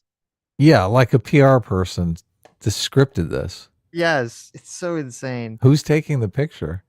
Oh, that's his conscious. His conscious took the picture. Okay. I think it's probably the PR person that said, "Oh yeah, that's good. That's good. Look contemplative." Now, see if he had posted this, and then he posted immediately after a shot of like it was Chappelle taking the picture, and he's like whipping him, and he's like, "Right, crack it, right." That would have been like comic gold. That would have been great. Oh yeah, totally get him. That's what you just got to tell these people. You got to say maybe you don't like comedy. That's fine. That's okay. If you don't like comedy, you do something else. Mm-hmm. And his Instagram post says, I saw a friend I hadn't seen in a long time this New Year's Eve. We've known each other since we were teens. He's a fellow comedian, the funniest I've ever met. I wanted to post a pic and an Instagram story about it, so I did. The friend is Dave Chappelle. 34 years we've been friends, and he's focused and blah, blah, blah. He goes on to say, I support the LGBT community. I'm an ally. The depth, I did not consider the hurt this was caused or the depth of that hurt. I've been messaging a lot on Instagram today, and the back and forth has really helped guide me in writing of this. I naively deleted a lot of posts in the comment thread, critical ones from LGBTQ writers, and ish posts by TERFs and anti-trans orcs looking for clicks and giggles. I wanted a nice comment thread about the pic with my friend. So easy to think someone else needs growth and miss the need in yourself. Gonna keep trying. Concern trolling. You need to address this issue, man, because you are offending the trans community. Shut up. No, you don't. Do comedy. Be funny. If you're in the news, talk politics and focus on issues that are affecting people's lives. This is what happens when you fall for this stuff. Patton Oswalt falls for it. He is a weak man. Dave. Wow.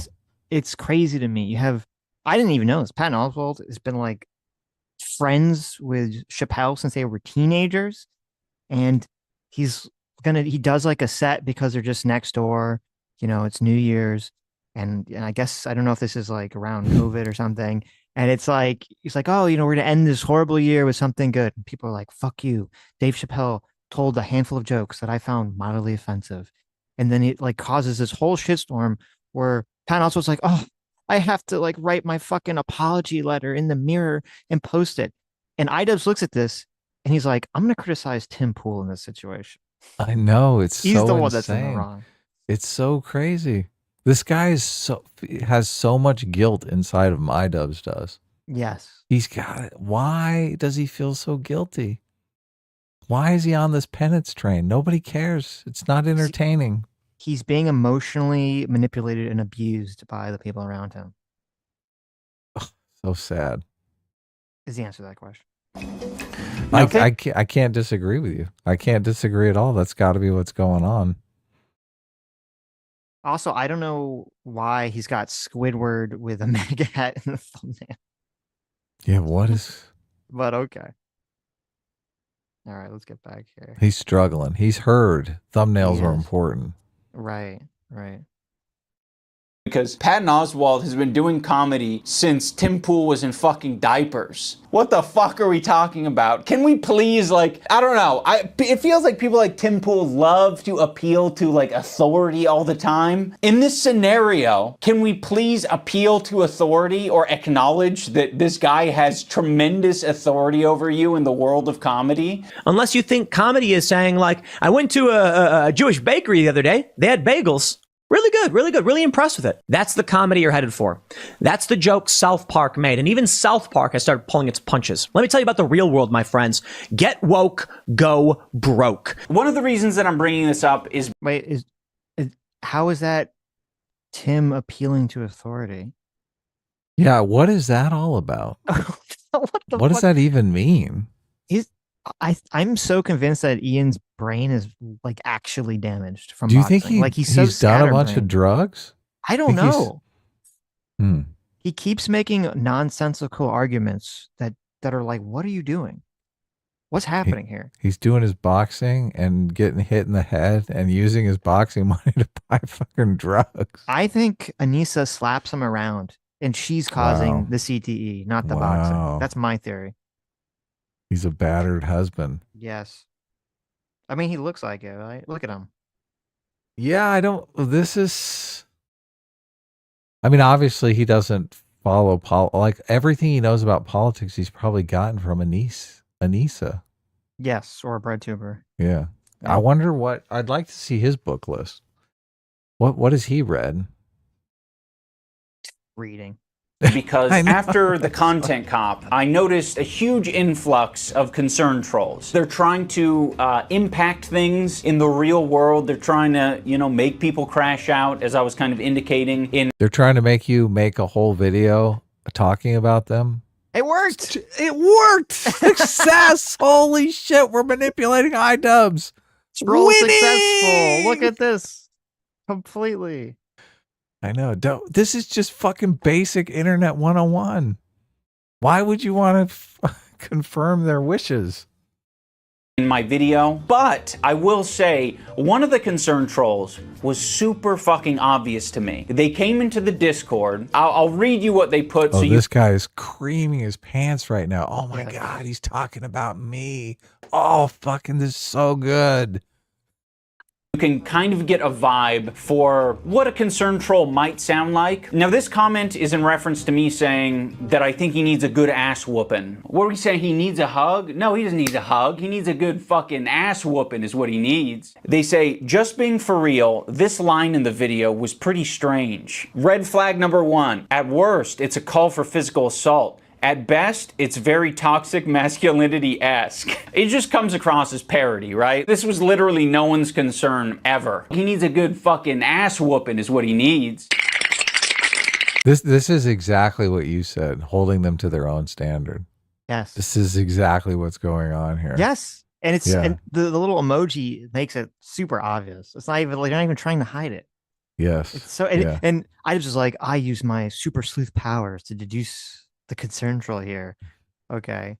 Yes. And to be fair, I mean, you do have a situation where Ethan got CPS called on him, where he did have someone send skulls to his house, where you have had 2 random acts of stochastic terrorism against Jewish people.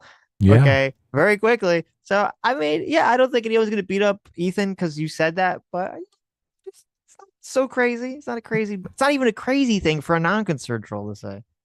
Yeah. I would be worried about the physical violence if I was Ethan. I definitely would. So, and that's the problem. Even if it never happens, you still spend years worrying about it. Right. There's such bullshit. Either way, it doesn't seem to align with Ian's mentality towards being more progressive and against harassment. You see what That's true. Perfect. Yes. Perfect. That's completely true. Yes. Yeah. He's saying you contradicted yourself. And Ian's response, you're a concerned troll. You don't give a fuck if I contradict. You don't give a fuck if I'm a giant hypocrite. Yep. What I mean, it's trying to like insert like a little seed of doubt. Whoa, you might have been irresponsible here. You might need to take accountability for what you've put out on the internet. Never mind the point that you were making in the video. I think you need to repent for your call to violence.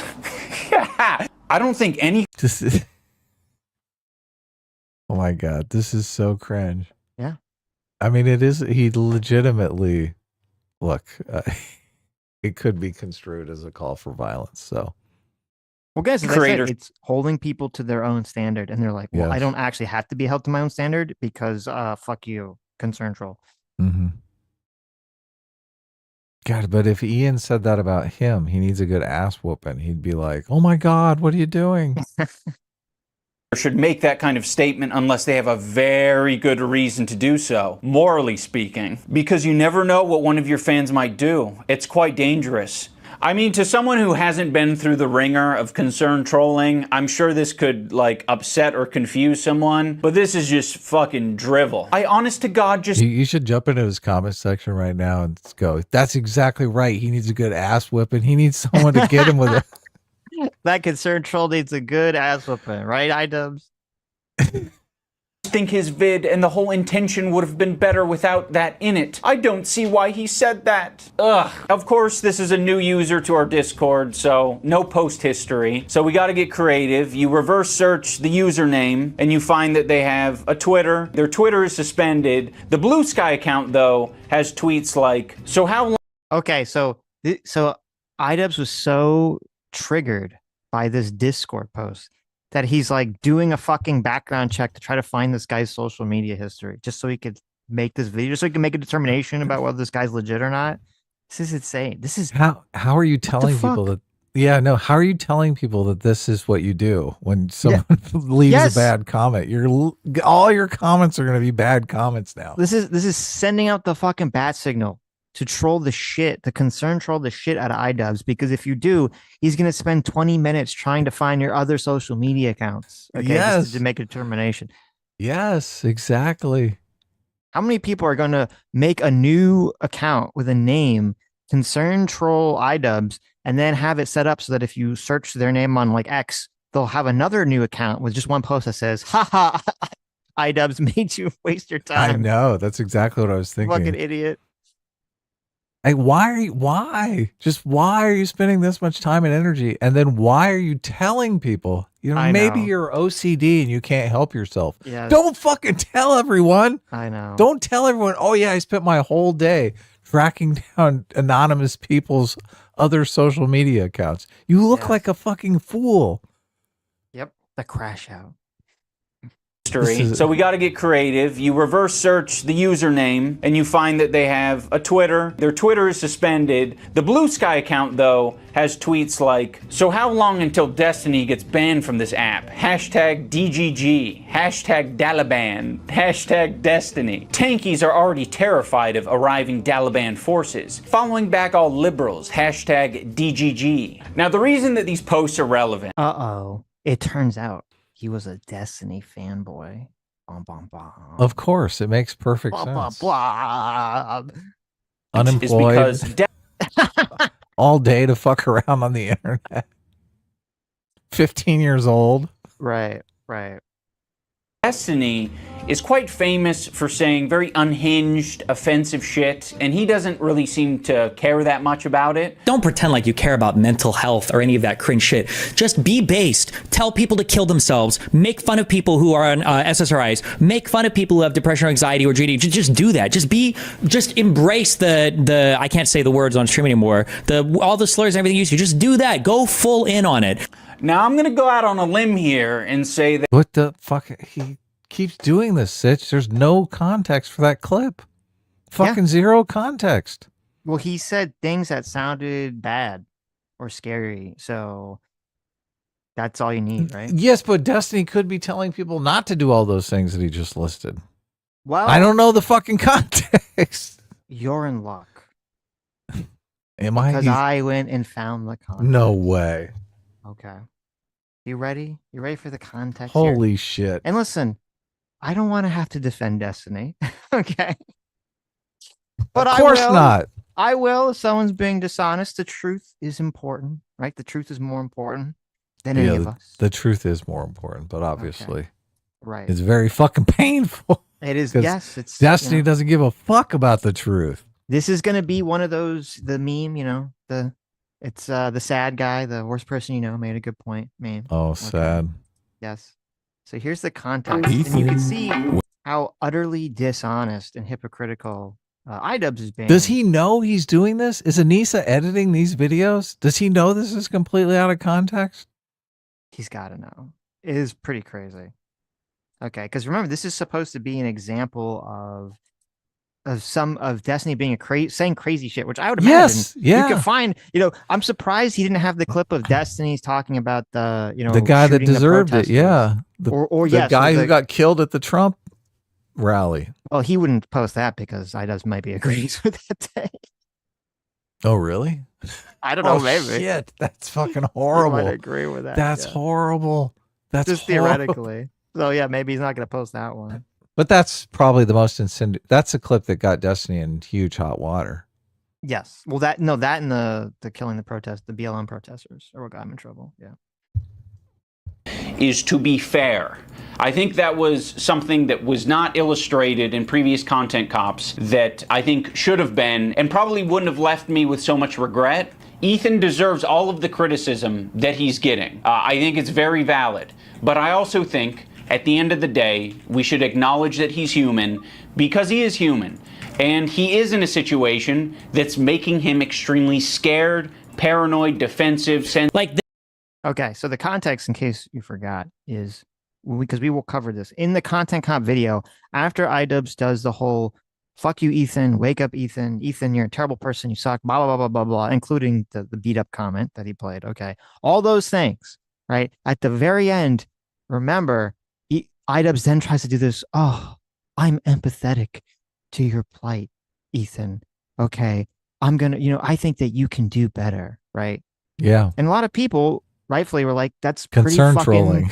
Yeah, I don't know what it is, but it's pretty fucking gross. That's like some top tier gaslighting, like passive aggressive psychotic bullshit. Like, I'm gonna just attack you relentlessly for a fucking hour, and then at the very end I'm gonna be like, oh, but listen, like, we can still be good. Okay, we can still be friends. You could just learn to be a better person. Right. So that's the context of this clip. This type of shit, I just want you to know, and that's fine if you pretend, but don't pretend like you care about mental health or any of that cringe shit. Just be based. Tell people to kill themselves. Make fun of people who are on SSRIs. Make fun of people who have depression or anxiety or GD. Just do that. Just embrace the I can't say the words on stream anymore. All the slurs and everything you used to. Just do that. Go full in on it.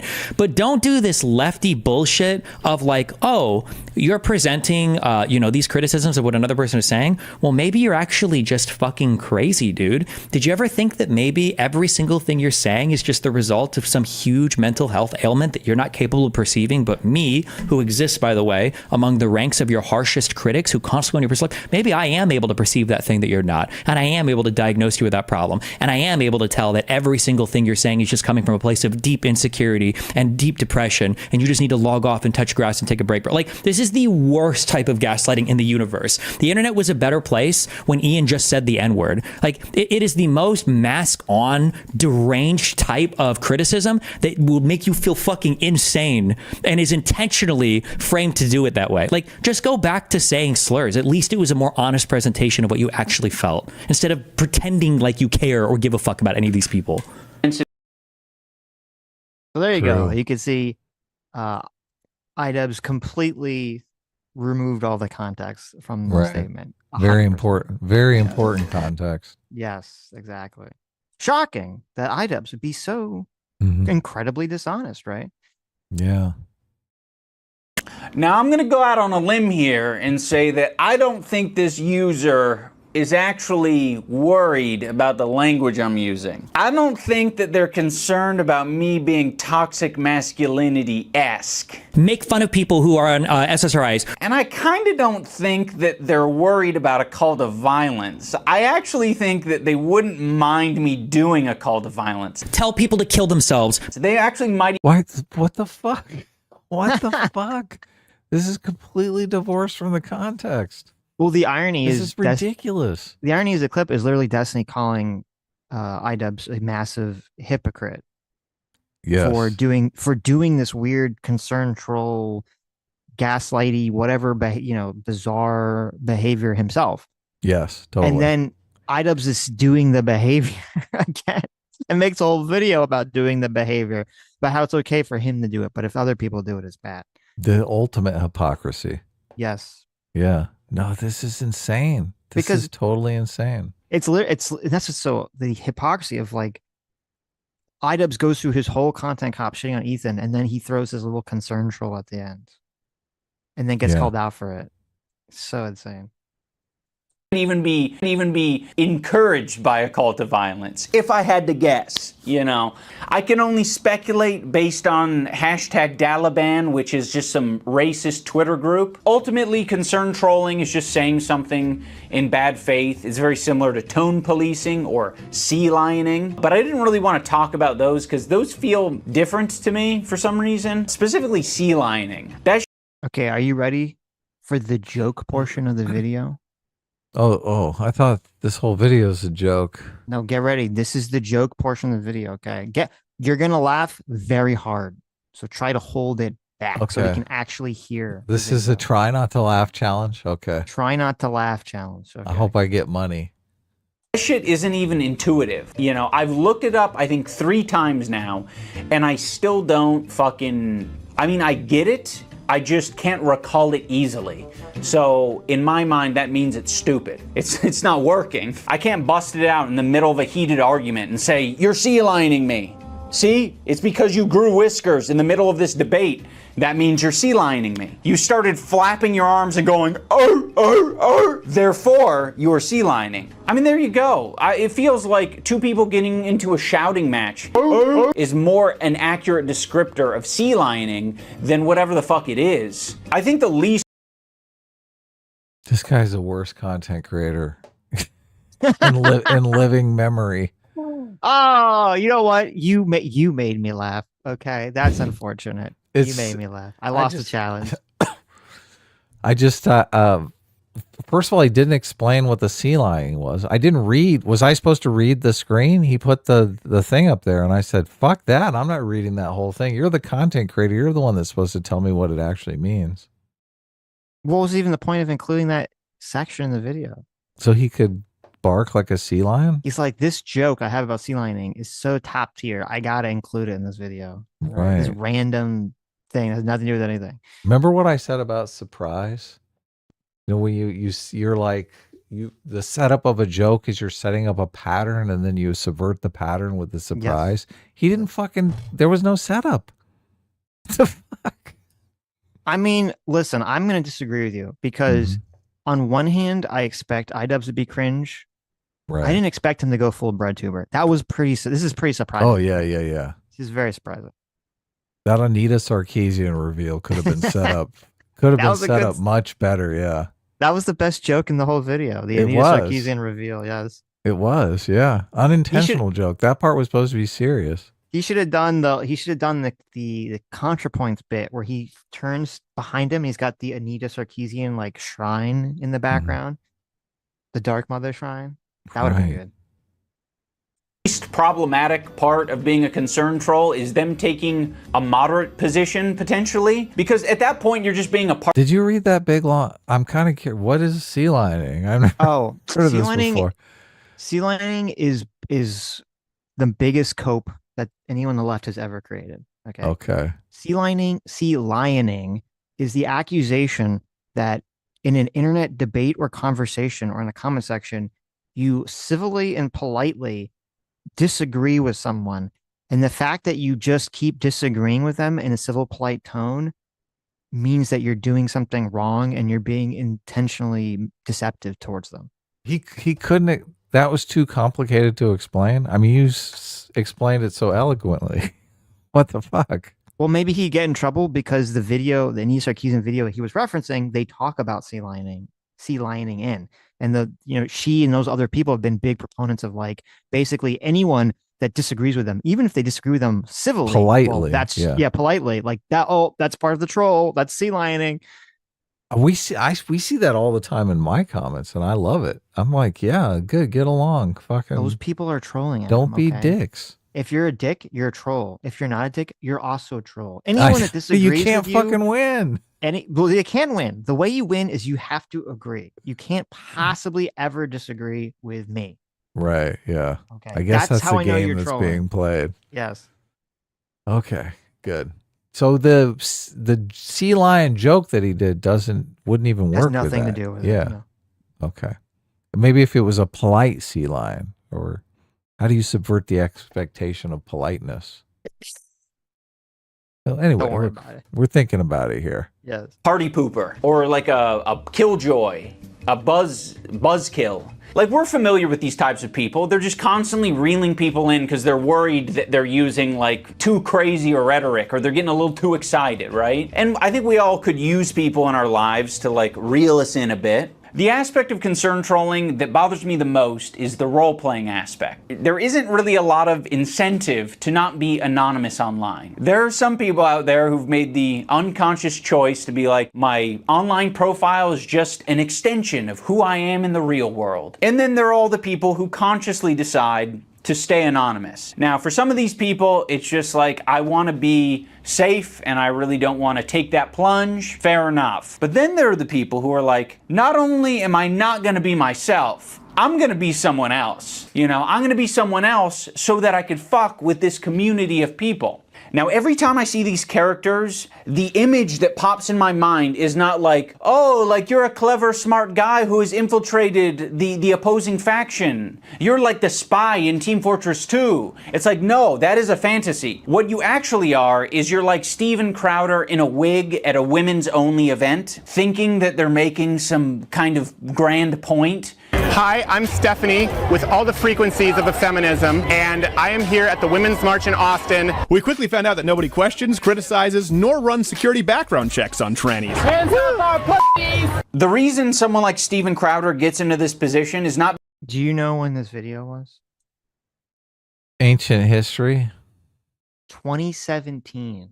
Really? Wow. That's why even he made a joke about Anita Sarkeesian when he said all the feminist frequencies. This video is from 2017. Yeah. This video is 8 years old. Yeah. How did he find this? How did Idubbbz randomly fucking have this video prepared for this segment? Well, he made it in 2022, right? Let's say.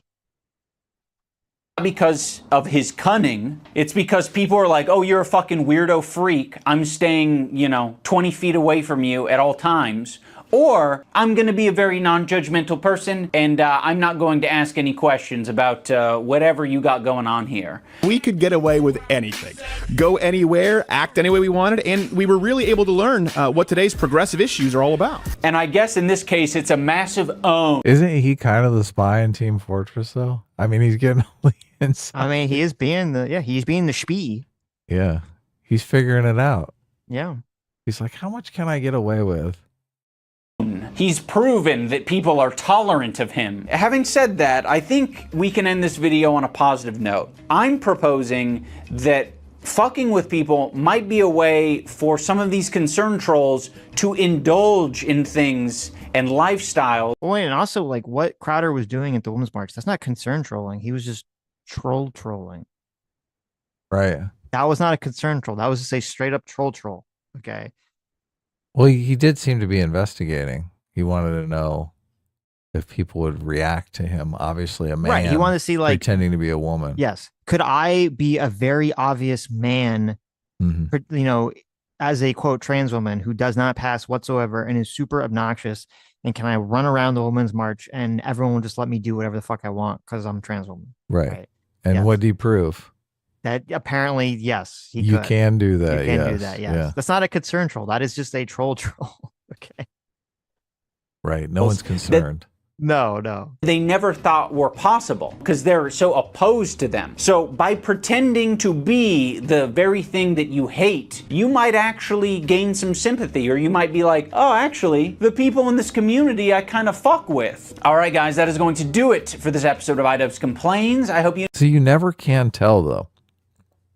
I guess Idubbbz, obviously, he hires a private investigator to stalk you at home to figure out if you're actually the concerning type or you're just fucking around, right? If you ever leave a negative comment or a concern Right. troll in Idubbbz videos, he will hire a PI, okay, at $40 an hour to track down your post history. I guess that's why I never dip in, because they could be serious. Like, what's the point? Maybe they're serious, maybe they're not. Right. Who cares? I like to think, a lot of times I like to think, okay, well, this is a true fan that's just fucking with me because it's funny. And I move on because it's a lot faster, right? Yes. And if it is a genuine hater, well, I'm none the wiser. Who cares, right? I've moved on with my day. Adam, this is very psychologically unhealthy. Okay. How is that? Look, I would argue that my method is more psychologically healthy and gives me a lot more time to do other things like drawing, hanging out with my friends, watching movies, playing games. You are a psychologically unhealthy, racist, sexist, transphobe. Okay. Let's take it from watching Idubbbz. Dave Chappelle comedy sets. Take it from Idubbbz, a psychologically healthy leftist who's gone to therapy and learned to be a better person. The psychologically healthy thing to do is to read all the comments in your videos. If you get a negative comment, you first search their comment history on YouTube to try to discern. If that's not enough, then you go through their Discord logs to try to discover if they're on your Discord and if they're a new account or not. And if that's not enough, then you got to go on X. You got to try and find an X account. And if that's not enough, then you got to look at their Blue Sky account to try to get to the bottom of that. And if that's not enough, then you got to do a Sitch, Google search on their name. Stop! Stop! You're fucking this crazy. This is what the psychologically healthy, enlightened person does, okay? Sitch, who has time? Look, I want to ask you one thing, okay? It takes a lot of time to be healthy, Adam. But look, okay, take care of yourself. Look, you've done that. You've, with 99% certainty, you've come to the conclusion that this person is either faking it or they're sincere, right? Right. Okay, you pick. I don't even care which one you've come to the conclusion of, right? Right. What is the advantage of knowing that? Because how else am I supposed to know if it's a valid criticism or not, Adam? There's no other fucking way to do it. It's impossible to do it any other way. I'm not crashing out. He screams as he crashes out. What have you gained? What have you gained? The information. I mean, you could have watched by this time you could have watched you could have watched Andor season 2. What the fuck are you doing? Listen, what are you doing? This is very important to be a healthy, enlightened leftist. No, you're better off just saying, oh yeah, it's a fan. They're fucking with me. Look, I read the comments. I'm done. I'm off to watch a movie with my sweetheart. I guess you're right. If you're Ian and there's really only tracking down your anonymous commenters or getting bitched at by your wife, you're like, okay, well, I'm going to track down some anonymous commenters. Right. What can you do?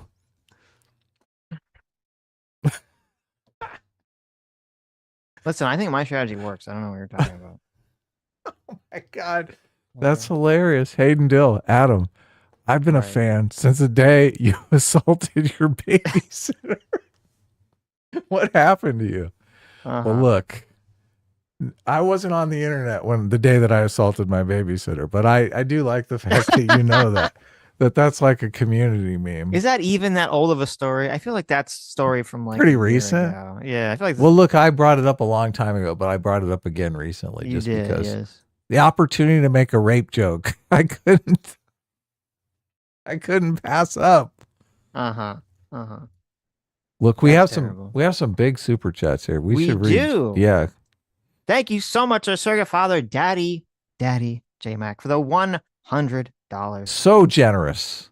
Yes, thank you.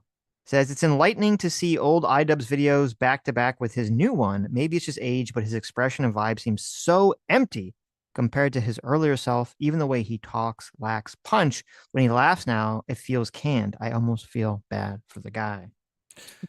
God, it's so true. And I sense that he doesn't have the confidence that you need to kind of crack these jokes. I mean, Sitch and I, we have a good situation here because Sitch makes me fucking laugh and I make him laugh. So it's just, it feels completely organic. But Ian laughing at his self is not, it's not good. It's not good at all. Does not seem healthy. Does not seem healthy in the least bit. No. And actually, and I don't, maybe if we have time, I don't know, because you have a heart out, but the IJP Mexican sent me an old Idubbbz video from 2018 called "The Joke Police Tick Me Off," and it's 10 minutes of Idubbbz complaining about policing jokes. No way. Which is very ironic considering that was the entire subject of the whole Chappelle thing. Irony is another. Irony is like caviar for the mind. If you can include irony in your jokes or your stories, everyone just, they immediately gravitate towards it because irony just makes people feel like, that's just so, that's life right there. Yes. Yes. Yep. Squeeze my sexy commie ghost baby voice for $20. Thank you. Says maybe it's been touched on, but it came out recently that Anissa's husband has only ever been with Anissa. Seems to me like his whole downfall arc is because Anissa can walk all over him and he doesn't even realize it's not normal. I know. Yeah. I thought it was a little weird because I thought he was like a pretty big, famous YouTuber before he got with Anissa. So, well, I have a tough time laying into him on that because I do think it's like sweet and endearing. If that is true. If he hooked up with his high school sweetheart or his first girlfriend or whatever, I like that. I think people should go in that direction. For the yeah, person exactly. They should be in a what serious if that person committed turns out to relationship? be a serial gaslighter psychopath? Well, then you just have melts him your murdered brain. for the insurance money, obviously. you Come go. on. You got to have There a you plan go. B, right? Right. But anyway, yeah. The thing that's interesting about that is it does give you a window into Idubbbz kind of being this internet personality, this big internet personality. And he's only able to parlay that into one kind of mid girlfriend. Just like, that's a lot of guys, if they were playing with Idubbbz hand, right, they would have a fucking super hot girlfriend, right? I mean, they'd have a bunch of super hot girlfriends, right? Right. Look at Keemstar, right? Keemstar's always got himself a bunch of girlfriends, right? And he's an ugly, weird looking gnome. Well, okay. Sitch going after Keemstar. Who likes I don't know. He's Keemstar? the guy, it's so much not, for guys, it really is about, well, I guess status. Looks is a form of status. You can't look like a fucking, The Mask, right? You got to be presentable. No, I think you can look like The Mask if you. Oh, okay. Like if you have high status, you can, right? Attractiveness is a form of status, but it's not the ultimate form. If you're an attractive guy and you're dumb as a fucking wall, like you're gonna go, girls are gonna go out with you because they're gonna be like, oh my god, look at this guy, but they're only gonna go out with you once, right? Right. Yeah, they're like, I'm not fucking. That guy's fucking boring. That's true. Yeah. So, if being funny is a lot more useful than being super good looking. So, as far as long-term dating appeal and being in relationships that are going to work for a long time, Unless it's just some cougar looking to fuck the pool boy. Yes. Yes. Yeah. Mr. Ubercross, thank you so much for the $20. Says they could have just created a 401c3 as a nonprofit to run these events, then all the profits would have been a non-issue. I mean, if charity was the actual intent. Yes, it makes no sense. This whole I had a talk with the business managers, and this was the only way we could make it so that we would actually make money for the charity. This makes absolutely no fucking sense whatsoever.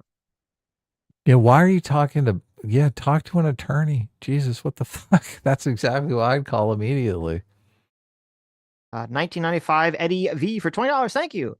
Says charity. Then building these railroads made me way too much money, and my church thinks it's an affront to God. I'll build hospitals, schools, etc. with my name on it. Charity now. Hey, public figure, want to write off? Oh, I know. It's so crazy. There you go. And J. Michael Circuit Fire, thanks so much for the $50. Says, I felt the amount of edge you guys had during the D&D game is a great example of butting up against the edge. My wife found the lolly debate hilarious. Playing around with taboos is a key component to a lot of comedy and always has been. There you go. Yeah, of course. I'm always worried about Dev. He's going to cross the line, though. I'm always a little nervous. Sammy G for $5 says, please put the super chat money towards the sushi for dinner tonight fund. Well, there you go. Wow. Ask, you shall receive. Going out for sushi. Yes. Yes. That's so nice. See, unlike Idubbbz, I have a healthy relationship. Okay. I'm not being gaslit except by paying, for sushi, that's acceptable, right? Of gaslighting. Yeah, look, you should be paying for sushi. What the hell? You make her pay for sushi? As the man, you should provide raw fish for your lady. Okay. Of course, yeah. Yes. Got to give her some oysters. You know what oysters are about? I know like that oysters are supposed to make you amorous or virile or whatever, but they just seem so disgusting. They just seem so fucking gross. A mouthful of lake snot. So yeah, it's like nothing gets you in the mood for a good night. Right. But a mouthful of ocean boogers. Okay? Yes, exactly. Yes. That gets you going, right? Oh man. Come on. Actual Justice Warrior, hey Sean, for $10 says, have you covered Innuendo Studios claiming poverty due to the cost of running a channel and scamming his audience out of $155,000, now saying he's going on vacation when he already doesn't produce videos? Well, we didn't cover the vacation portion of it, but we did cover the grift. Yes. Yeah, I think we watched part of the video when it first came out. It was only at like 78,000. It's Jesus. It's up to $155,000. Remember, this is Ian Danskin, Innuendo Studios, the alt-right playbook scam guy. He apparently owed something like $60,000 or $70,000 in back taxes. Okay. Right. So he didn't pay taxes for fucking years.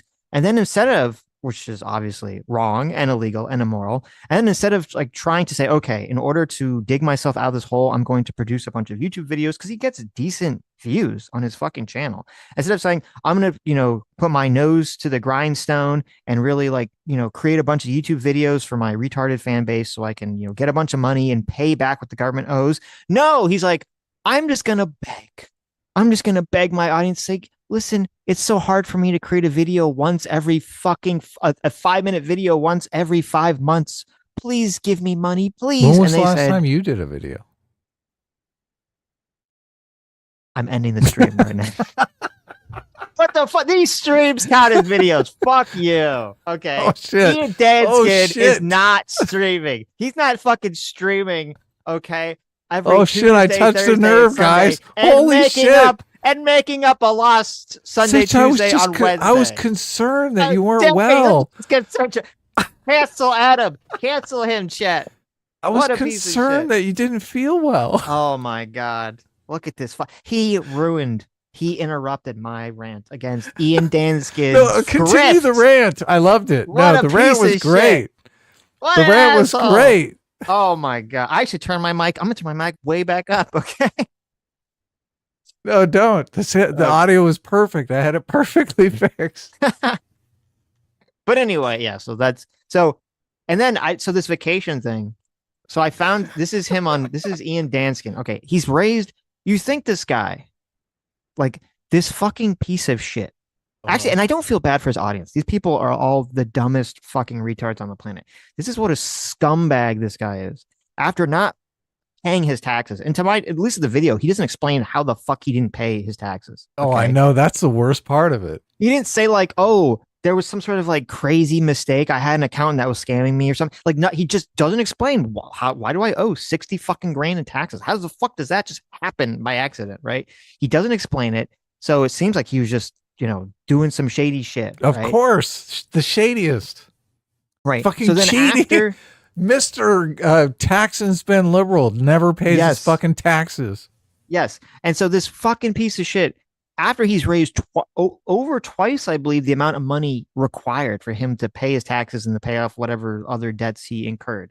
Okay. After doing all that, you think if you were a good person, if you were a person that felt this is, and by the way, This fucking piece of shit. This is a guy who all he does in his videos is morally grandstand and tell you how people on the right are the fucking most evil people on the planet, and him because they're greedy. And his ilk on the leftists are socialist types are like the most fucking moral people on the planet. Okay, and this guy has no fucking shred of moral responsibility whatsoever. That after he steals money or doesn't pay fucking taxes, and then he gets his fucking fan base to pay it for him after he gives a insane sob story.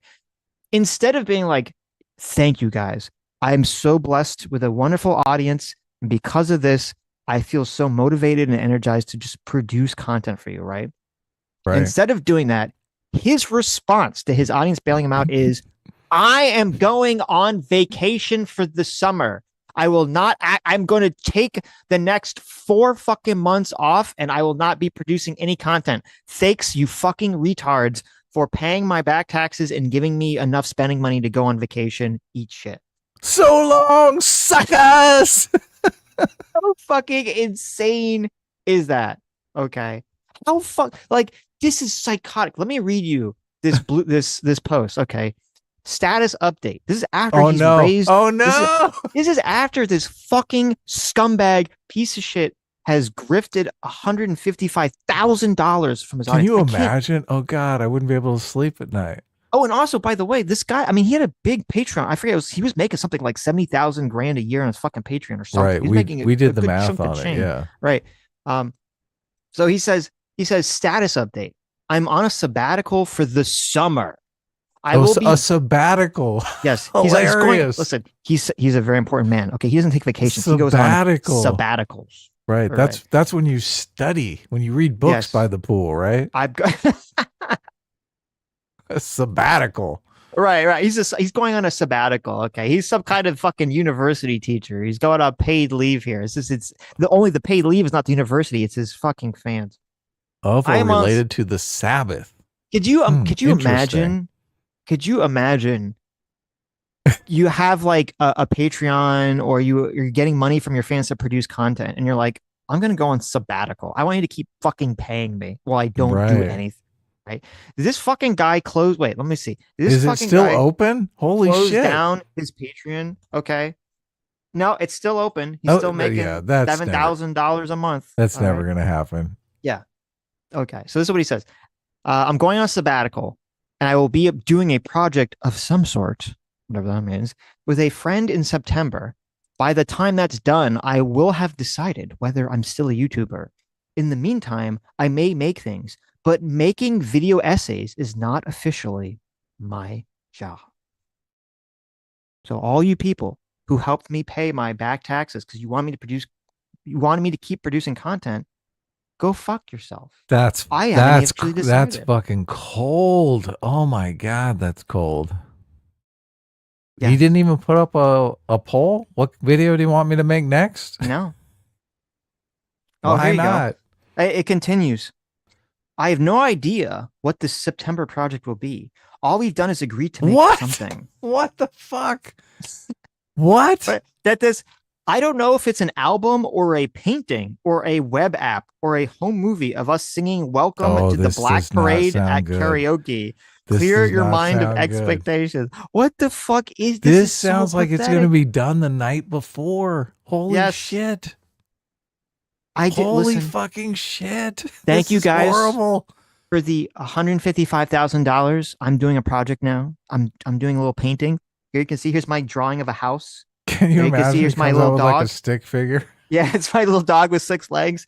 There you can see there's me and my mommy and daddy, little stick figures. The sun's got a smiley face, right? I did my drawing for you. Yeah. It might be a painting. Right. Has he ever done a painting? Is he a painter or something? Right. He says, I am noodling some other ideas for the summer. I will almost certainly keep making things. Thank you. But I'm not committing to anything specific, and I make no promises they will go public. Oh, it's okay. Listen, guys, thanks for your support. I'm going to be working on things. I'm not going to show them to you. I'm just going to keep them in private at home. Right. Quote, is Ian still a YouTuber? Will be answered sometime in October. Doesn't that feel like he's like trying to like Milk grift it. more money. Yeah, like maybe if you guys keep paying me, Maybe if you that will beg hard enough, Yeah. I'll still be a YouTuber. Right, maybe. God, I love streaming. I love making content. So I Right. can't understand. I guess this is, if you get pigeonholed into doing something that you don't really like, that's got to be. But just start a new channel and do something different. Yes. Why doesn't he do that? Because he's gonna be a grifter and e-beggar. Hmm. Okay, wait, it gets worse. Because no amount of saying it will ever feel like enough. Thank you, everyone, for the massive outpouring of support and paying off my debts and pushing my Patreon too, and then beyond sustainable My God, levels. they sign up to his fucking Patreon. I am floored. It means the world to me. I'm grateful beyond words. Yeah, he's so grateful that he's telling you he's not going to do shit for you. How great. What a grateful individual. I'm so grateful for your support that I'm going to fuck off and not tell you what I'm doing. Yeah. And here we go. The cherry on top, the last post. More details are up on Patreon. If you want to throw $1 at me, but that is very much if you want to proposition. It is no longer a crisis. Please keep paying me. I don't know if I'm going to keep making content, but you could still keep paying me if you want. Does he really say that in the thing? No, that I thought you added that. Yeah. Right. That's a little too on the nose, even for Ian Danskin. So a little bit, yeah. But yeah, that's crazy. Now he's paywalled a little more information on what he's going to do next. God, what a scumbag! What an utter fucking disgusting, degenerate piece of shit. That is insane. Yeah. Holy fuck! This motherfucker who sits around morally grandstanding to everyone in the world about how fucking moral he is and how immoral everyone that disagrees with him is, does this fucking disgusting shit. You remember the study from Haidt's book where the guy went in and looked at people who checked out books on moral psychology to see how many people didn't return them, and he found out that the people who study moral psychology are more unethical than the standard person. That's hilarious. I think that's kind of where we're at here, right? Yes. He considers himself the moral philosopher, right? The moral psychologist, right. The morally upstanding individual, right? It's for him to preach to us about that kind of stuff. But for him to act morally himself, fuck no. He tells himself, look, I do so much good in the world, calling out all these Nazis, that if I want to be a greedy fucking piece of shit, I'm entitled to it, right? Of course. Yeah. For the greater good, right? Yes. God, I can't stand people like that. Okay. Here's your average Ian Danskin, Ian Danscam, as we should call him. Oh yeah, Danscam. Yeah. Here's your average Ian Danscam fan, all right, who left a comment after this Blue Sky post. It may no longer be a crisis, but the idea of sustainability in the minds of those of us who actually want you to have the opportunity to create should be to add stability dollars before crisis this time around. So I'm clicking on your Patreon this time. Some fucking simp responded saying that? Yes. Can we respond to that comment? Is that possible? I mean, if you want to make a Blue Sky account, I don't have one. God, I want to tell that person, you're a fucking idiot. Yes. Jesus Christ. Actually, I just want to link them to our Patreon. There you go. No, I'm just kidding. There's only one critical comment I see on this. Someone said, cool, regardless of your decision, we'll all certainly respect it. You've given plenty of the folks who watch you on YouTube will understand if you decide to go in a different direction in life. And someone says, I wish people would give their money to people who deserve or need it. Yeah, that would be nice, wouldn't it be? Wow. That would be nice, yes. Yeah, I agree with that. Holy shit. Ian Danscam. That's fucking infuriating. Well, thank you, Sean, for raising my blood pressure. God, that is horrible. Where is the content cop when you need him? Okay. We need the content cop. On sabbatical with Ian Danskin. Yes. Terrible. Harrison Jodit for $2. And look at that. The number 3 crown, baby. Says, will Sitch come back if we believe in him enough? I will. Listen, I'm like a fairy, okay? Don't take that the wrong way, but I'm like a fairy. If you clap and believe, I will come back. We had a group believing session when you were gone, and that's exactly what happened. You Maybe I should have said, back, I'm like a fairy. If you believe hard enough and clap, I'll come again. Wow. Interpret that as you will. V Marie for $5 says, hey, have you guys seen the video Idubbbz did last year about the Algerian boxer controversy? Super cringe. Oh my God. He did an Iman Khalif video. Did we Well, we might have to dig into that. Oh my God. I don't know. That's crazy. Especially now that they're going to, there was a report, or supposedly there was some story I saw that they were going to make him do some kind of genetic test or something to compete in whatever the next thing was. Yeah. Didn't she pass or fail? I think the test was already done.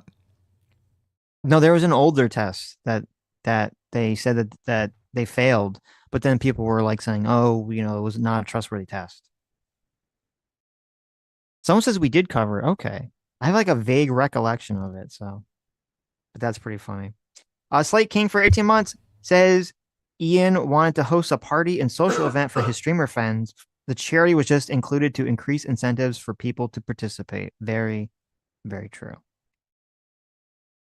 M8566 for $5 says, I hope you guys find G. And they have the M8 has the Sammy G icon after it. There you go. We are going to. Yeah. Definitely. Yeah. That's right, guys. Tomorrow we will have the thrilling conclusion to our 2-shot D&D campaign DM'd by JMac, featuring me, Adam, Rags, and Short Fat Otaku. Right. Yeah. Also known as a fire starter. I am playing a 300-old elf wizard named Lolly, so I am playing a literal legal Lolly. Right. Who's 6 feet tall. Automata for $2 says Adam needs to check his hearing aid settings. Oh my God. Fuck you. Beta morality. Look, I'm willing to bet that we're going to dig into Sitch's audio settings and we're going to find some setting that's changing the volume on his computer. So I did this last time and there was nothing changing it. Really? Yeah. Okay. Yeah. Maybe You're crazy. You're crazy. Laddie. Fate of Morality for $5 says, please give a warning before an Anita Sarkeesian jump scare. The Gamergate veterans in chat just suffered a collective PTSD flashback. That's true. I should have warned you. I should have done a trigger warning. That's true. That's why I didn't want to say it. I didn't want to give everyone that scare. I thought you were going to get us. I thought I could feel that you wanted to say it. I swear to God, I was thinking Anita Sarkeesian, but I was like, so many people in chat already call me a boomer for going back to the olden times all the time with my references. I thought, no, I'm not doing it this time. Fuck you. Yes. Yes. Fate of Morality for $2 says concern trolling, like calling CPS on Ethan's kids. That's the most obvious form of concern trolling, right? Yeah. Oh, that's the worst. Yeah. They don't care about his kids. They want him to be taken away. Well, I mean, that is a hyper psychotic form of concern trolling. Yeah. Yeah. It sucks. Which for some reason, isn't it interesting that that's a great point. Idubbbz totally laughed off and made fun of and just was like, oh, I bet it was someone in your own audience, Ethan. That. And then he does an entire video on concern trolling and doesn't bring up that incident as like a hyper fucked up form of concern trolling. He's oblivious to it. He can't see this stuff. Yes. It will force him to realize he's a terrible person. Fan Morality for $5 says, no joke. I was featured for 3 seconds on one of Idubbbz's Kickstarter crap videos. To be fair, my Kickstarter was crap. Seeing him crash out is just delightful. Oh, wow. wow. Look at that. That's retribution. That's hilarious. Look at that. At least you learned enough to know your Kickstarter was crap. So right. The Great and Powerful DC for $5 says, did you guys see the video of him sitting in the cuck chair as Hassan describes his life perfectly? It was really funny. Yes. I did, yes. I think we played that clip at some point. But yeah, it was a good clip. Harrison Jodit for $5 says, did you guys really bring in a Jew to discuss the finances of Creator Clash in 2025? Unforgivable. There you go. Thank you. Thank you for that good example of the concern troll. Oh, yeah.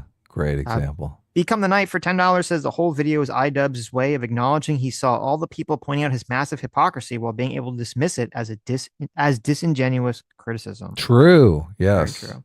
Exactly what was going on. So sad. The Great and Powerful for $5 says the guy who learned and grew made a whole video crying over the comment section of his video. I know. He learned nothing. I know. JV showed up for 3 months. Thanks so much. Says quick, someone make an account called Poo Poo PP37. Exactly. That is one of my best. That's one of my better ones. No, I can almost guarantee you that name is taken. It's gotta be, yeah. Yes.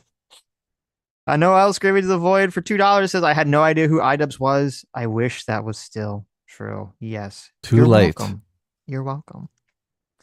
Flamenco TV for $2 says, rape jokes can be a little forced. Of course. Thank you. Spencer Harmon for 37 months says, damn. Discipline equals freedom. Thank you. Ace for $5 says, Sitch, Tosh has been pro cancel culture explicitly and believes more people should be canceled. Really? That's not a joke. That's not the way you're saying that makes it sound like it's a joke. I can hear him in my mind saying like, yes, more people should be canceled. Yes. I hope not. I would be very surprised if Tosh was literally pro cancel culture. I would be too. He's very offensive. You can't be that offensive and be in favor. Right. That's what he says. I mean, they literally tried to cancel him for the rape joke. Keys for $5 says we're almost to the part where you have to defend Destiny, Keck. Yeah, Keys knew. He foresaw it. He knew it was coming. Lazy Shell for 5 Canadian says, hey dudes, love the show. Working on an Idubbbz Anissa animation today while I listen to this. Have a great stream. Oh, that's awesome. You do animation? Yes. Cool. This was Lazy Shell did that animation. A lot of people probably saw it was like Hassan with a little teeny tiny head, like on the phone, getting into the car bed. Oh, nice. And he did like the Frogan Jabba the Hutt. Oh yeah, those are big. Those are good. Those are good stuff. Go check out his channel, Lazy Shell TV. Check it out. I'm subscribing right now. Ben Riley for $5 says, can you review Sean Carroll versus Eric Weinstein on Piers Morgan? I should, I saw that happened and I was instantly intrigued and I watched it for a couple minutes and I cringed out really hard. I never finished it, but I should go back and finish it. Is that on the string theory physics? I don't know exactly what it is, but it's Eric Weinstein has some big problem with physicists and stuff. Yeah, no, I did. I watched the whole thing. I watched all of it. Yeah. Is it worth the time? I mean, I don't know how much we would say about it. It is interesting in whether or not Eric Weinstein is a crank.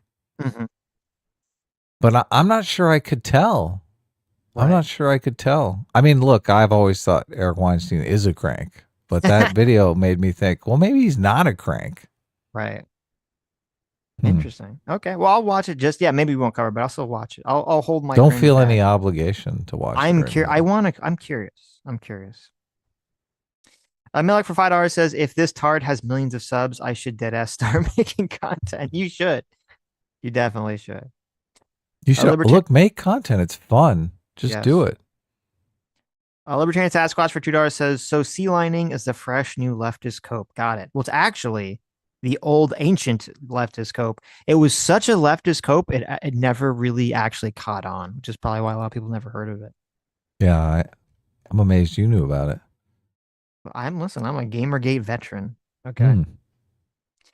Amoeba Sheep for 50 Knock Knock says, congrats on the brief appearance in Asmongold video, guys. On to the big time. How nice. I think before you sleep, I wonder if we'll see a sub bump. Probably not. But it was funny. Think before you sleep. A friend of the channel, he had a clip of you talking about something with the transing the kids, and Asmongold was watching his video. So there you go. The life is so unfair because that video Think Before You Sleep made. Obviously, he's a friend of the channel. I would call him a friend. He seems like a great guy. Yes. He includes a clip in his video. He has, I mean, he's got to have 24 videos that are over 1 million views. So yeah, I mean, he almost has 1 million subs. He's close. Yeah, he's killing it, right? So he includes us. That's a big shout out for the channel. That's great. And then all I get is a wall of people saying you were in an Asmongold video. I know. You're right. Well, how shitty is that for think before you sleep? Like, I know. Jesus. God, that sucks. I felt so bad. And look, That's I a did. good point. I thank you guys for letting me know, but I didn't want to retweet any of those because this is Think Before You Sleep. He's the one that did all the work and put us in there. All Asmongold did was freeboot his content. Yep. Terrible. Life is so fucking unfair. Yes. Terrible. So, but anyway, thank you, and we do appreciate you guys sending us those clips.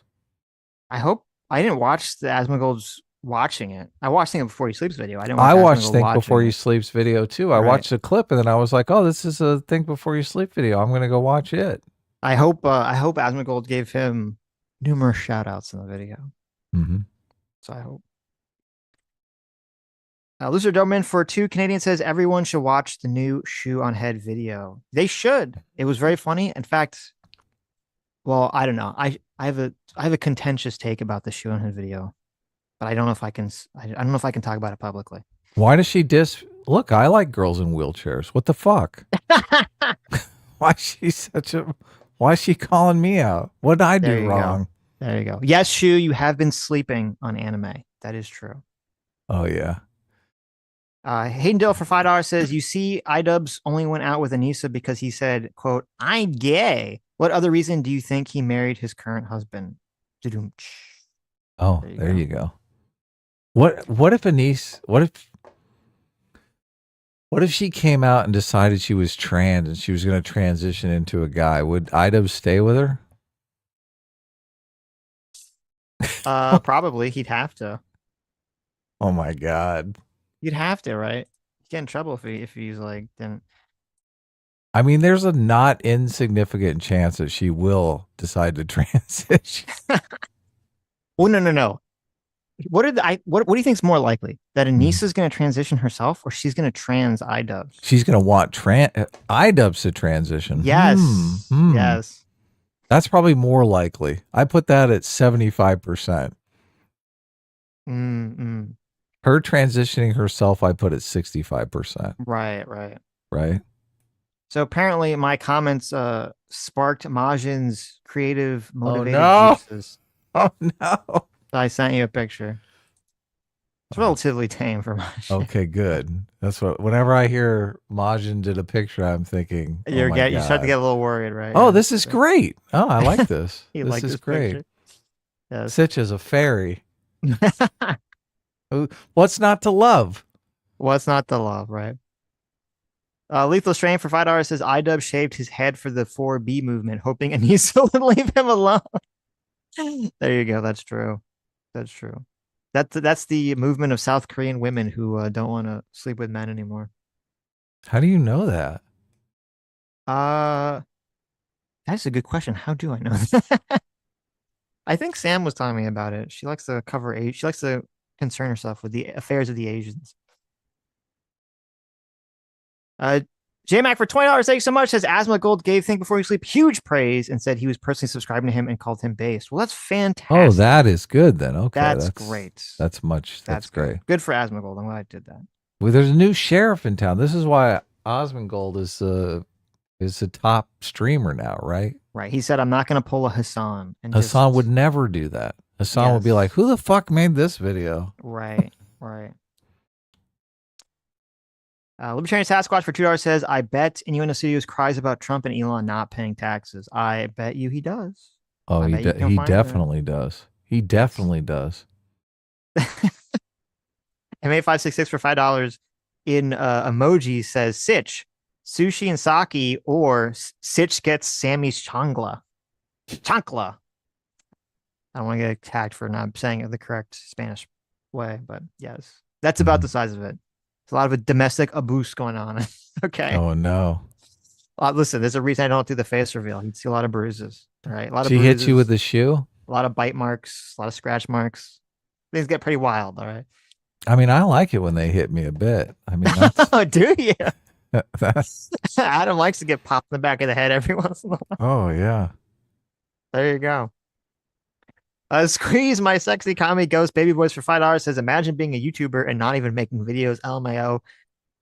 Fuck you. Oh, Fuck you, Squeeze. of course. Okay. I mean, Get you're outta talking here. about Ian Danskin, though, right? Fuck you. Wink, wink. Uh-huh. Yeah, imagine. Oh God, that whole set was perfect timing. Perfect Right. timing in all of that.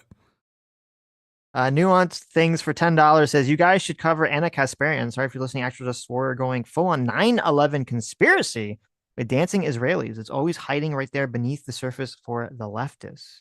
Did she really? I don't believe that.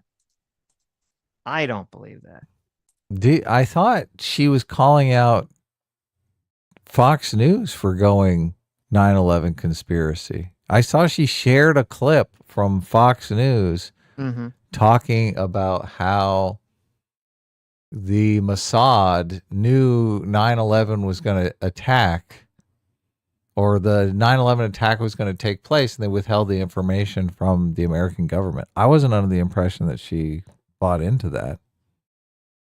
I didn't see whatever you're referring to, but I would be very skeptical. So that she was claiming Israel was behind 9/11 or something. But Right. Maybe. I don't. Maybe she is. I don't know. right. I hope not. I just saw the clip. Okay. And I didn't Squeeze. dive in. Squeeze my sexy commie ghost baby voice, but I'll look into it. Squeeze my sexy commie ghost baby voice for $5 says, Idubbbz this, Idubbbz that. Just watch the Cake trilogy on stream already. What is that? The Maybe Filthy we Frank should. Cake trilogy. Yeah. Oh. I don't think so. But thank you. Ace for $5 says, Ian's great sin was fooling people he was a pathetic, humorless loser. Oh, that he wasn't a pathetic, humorless Now loser. we're talking shit about two Ians now. Ian Danskin and Ian I know. Idubbbz. So yeah, I don't know true. which. I think this super chat applies to both. So I commend your economy of super chatting. Right. That's a good point. That's a good point. That's a true genius right there. It is. Stug for $5 says, I'm going to form a team. Ian Danskin, Ian Koczynski, Ian Joham, and Ian Carroll. And you forgot, or is one of those Idubbbz. I don't know. What's Idubbbz' last name? I don't know. Maybe Koczynski? Idubbs, Ian name. Chensky, huh? Oh, Jamha. That's right. He took Anissa's last name. That's right. We forgot about that. Yeah. Well, there you go. I don't That's a know good what team his start. original name was. Maybe Jamha is better. Maybe his last name was Dickhead or something. Right? Well, then it makes sense. You're like, okay, well, she's not going to take the Dickhead family name. His last name was Washburn. Oh, that's not terrible. That's fine. Okay. I think Washburn's better than Jamha. Forking Jama. around. Isn't it Jama? I don't know. Jama. I like Jamha better. I mean, how do you get the ha out of HMA? Because I'm dyslexic. What do you mean? Jama. I was reading it backwards, obviously. Jama. No, it's Jamha. Jomha. No, it's Amaj. Johma. It's That's homage. Jamha. It's homage backwards, but No. Stug spelled it wrong. I Googled it. oh, okay. I Googled it. It's Stug Jomha. Jamha. Forking around for 7 months says, Adam, pretty cool. You decide to be George Floyd with Chauvin as your deity in the D&D campaign. Is that what's going on? Oh my God. I wonder if I'm going to get, I am leaning into the black thing a little hard. I was thinking. That's true. Adam is black in the D&D campaign. Yeah. Oh yeah. Right. And I'm playing it up.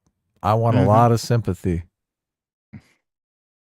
Peter Nelson for £10 says, for 10 years, no, pounds, yeah, says, long-time freeloader, first time paying for the privilege. Well, thank you. Really? Thank you so much Wow. for putting things back on Spotify. Thank you for your sanity. You've helped me keep over many 12-hour shifts. Well, thank you. I'm glad. Well, don't thank me or Sitch, because we're both lazy pieces of shit. Okay.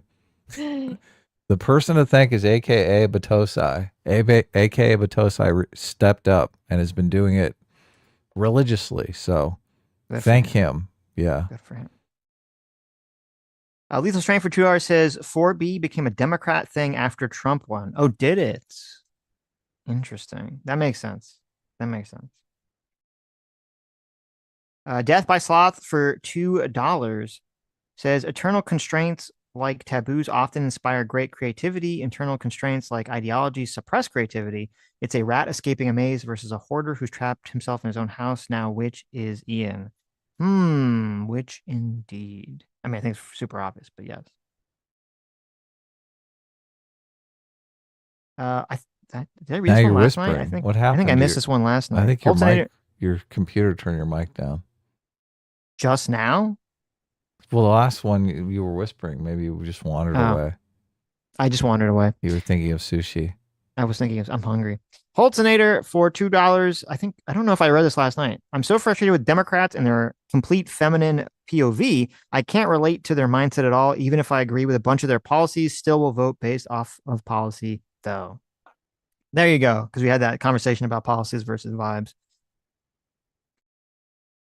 So is that how people see? There's, we had the POV question, but we never really asked people which POV, right? Maybe that was our mistake. Like, which POV, the man's POV or the woman's POV? Well, I thought it was obvious. Yeah, I thought it was obvious too, but maybe not. Maybe we should have added that to the question. People switch POVs. I don't know. Dr. Diller for $2 says Idubbbz has a communication problem. He keeps doing it. Look at that. That was a better joke than anything Idubbbz said this entire video. Holtznight for $2 says, Sitch, yesterday you mentioned mirroring abortion rights with a father's right to choose to support. While I agree in principle, I think it would lead to the state picking up the tab and as a result, only increasing the selection pressure towards women selecting the top percentage of men. The rest of society can pick up the tab if he runs out. I can't see that doing anything besides centralizing sexual access and practice.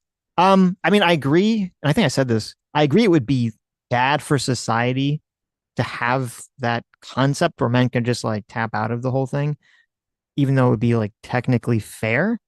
I don't know if it creates the exact problem you're saying it could, but I do agree that it would actually be bad for society because you just have a lot more deadbeat fathers. Obviously, if that was like socially allowed or even legally allowed, we should just have forced abortions. I like it. Utter nonsense for $2 says Anissa pegged Ian so deep his brain got pushed out of his skull. Oh shit. What a horrific image. Ian Joham, oh my god, look, it's Idubbbz himself. Thank you so much, Idubbbz, for the $2. We really appreciate your look. He's a good sport. Okay. It's not Idubbbz poo poo 37. Pee poo poo 37. Idubbbz says, when I unlocked empathy on Level Up, I didn't realize that it was bugged and was actually a debuff to all my skills. There you go. That's true. That makes sense. Very sad. He lost his mojo. Ace for $5 says, saw a cool video dunking on She-Hulk. Too bad the channel doesn't make content anymore.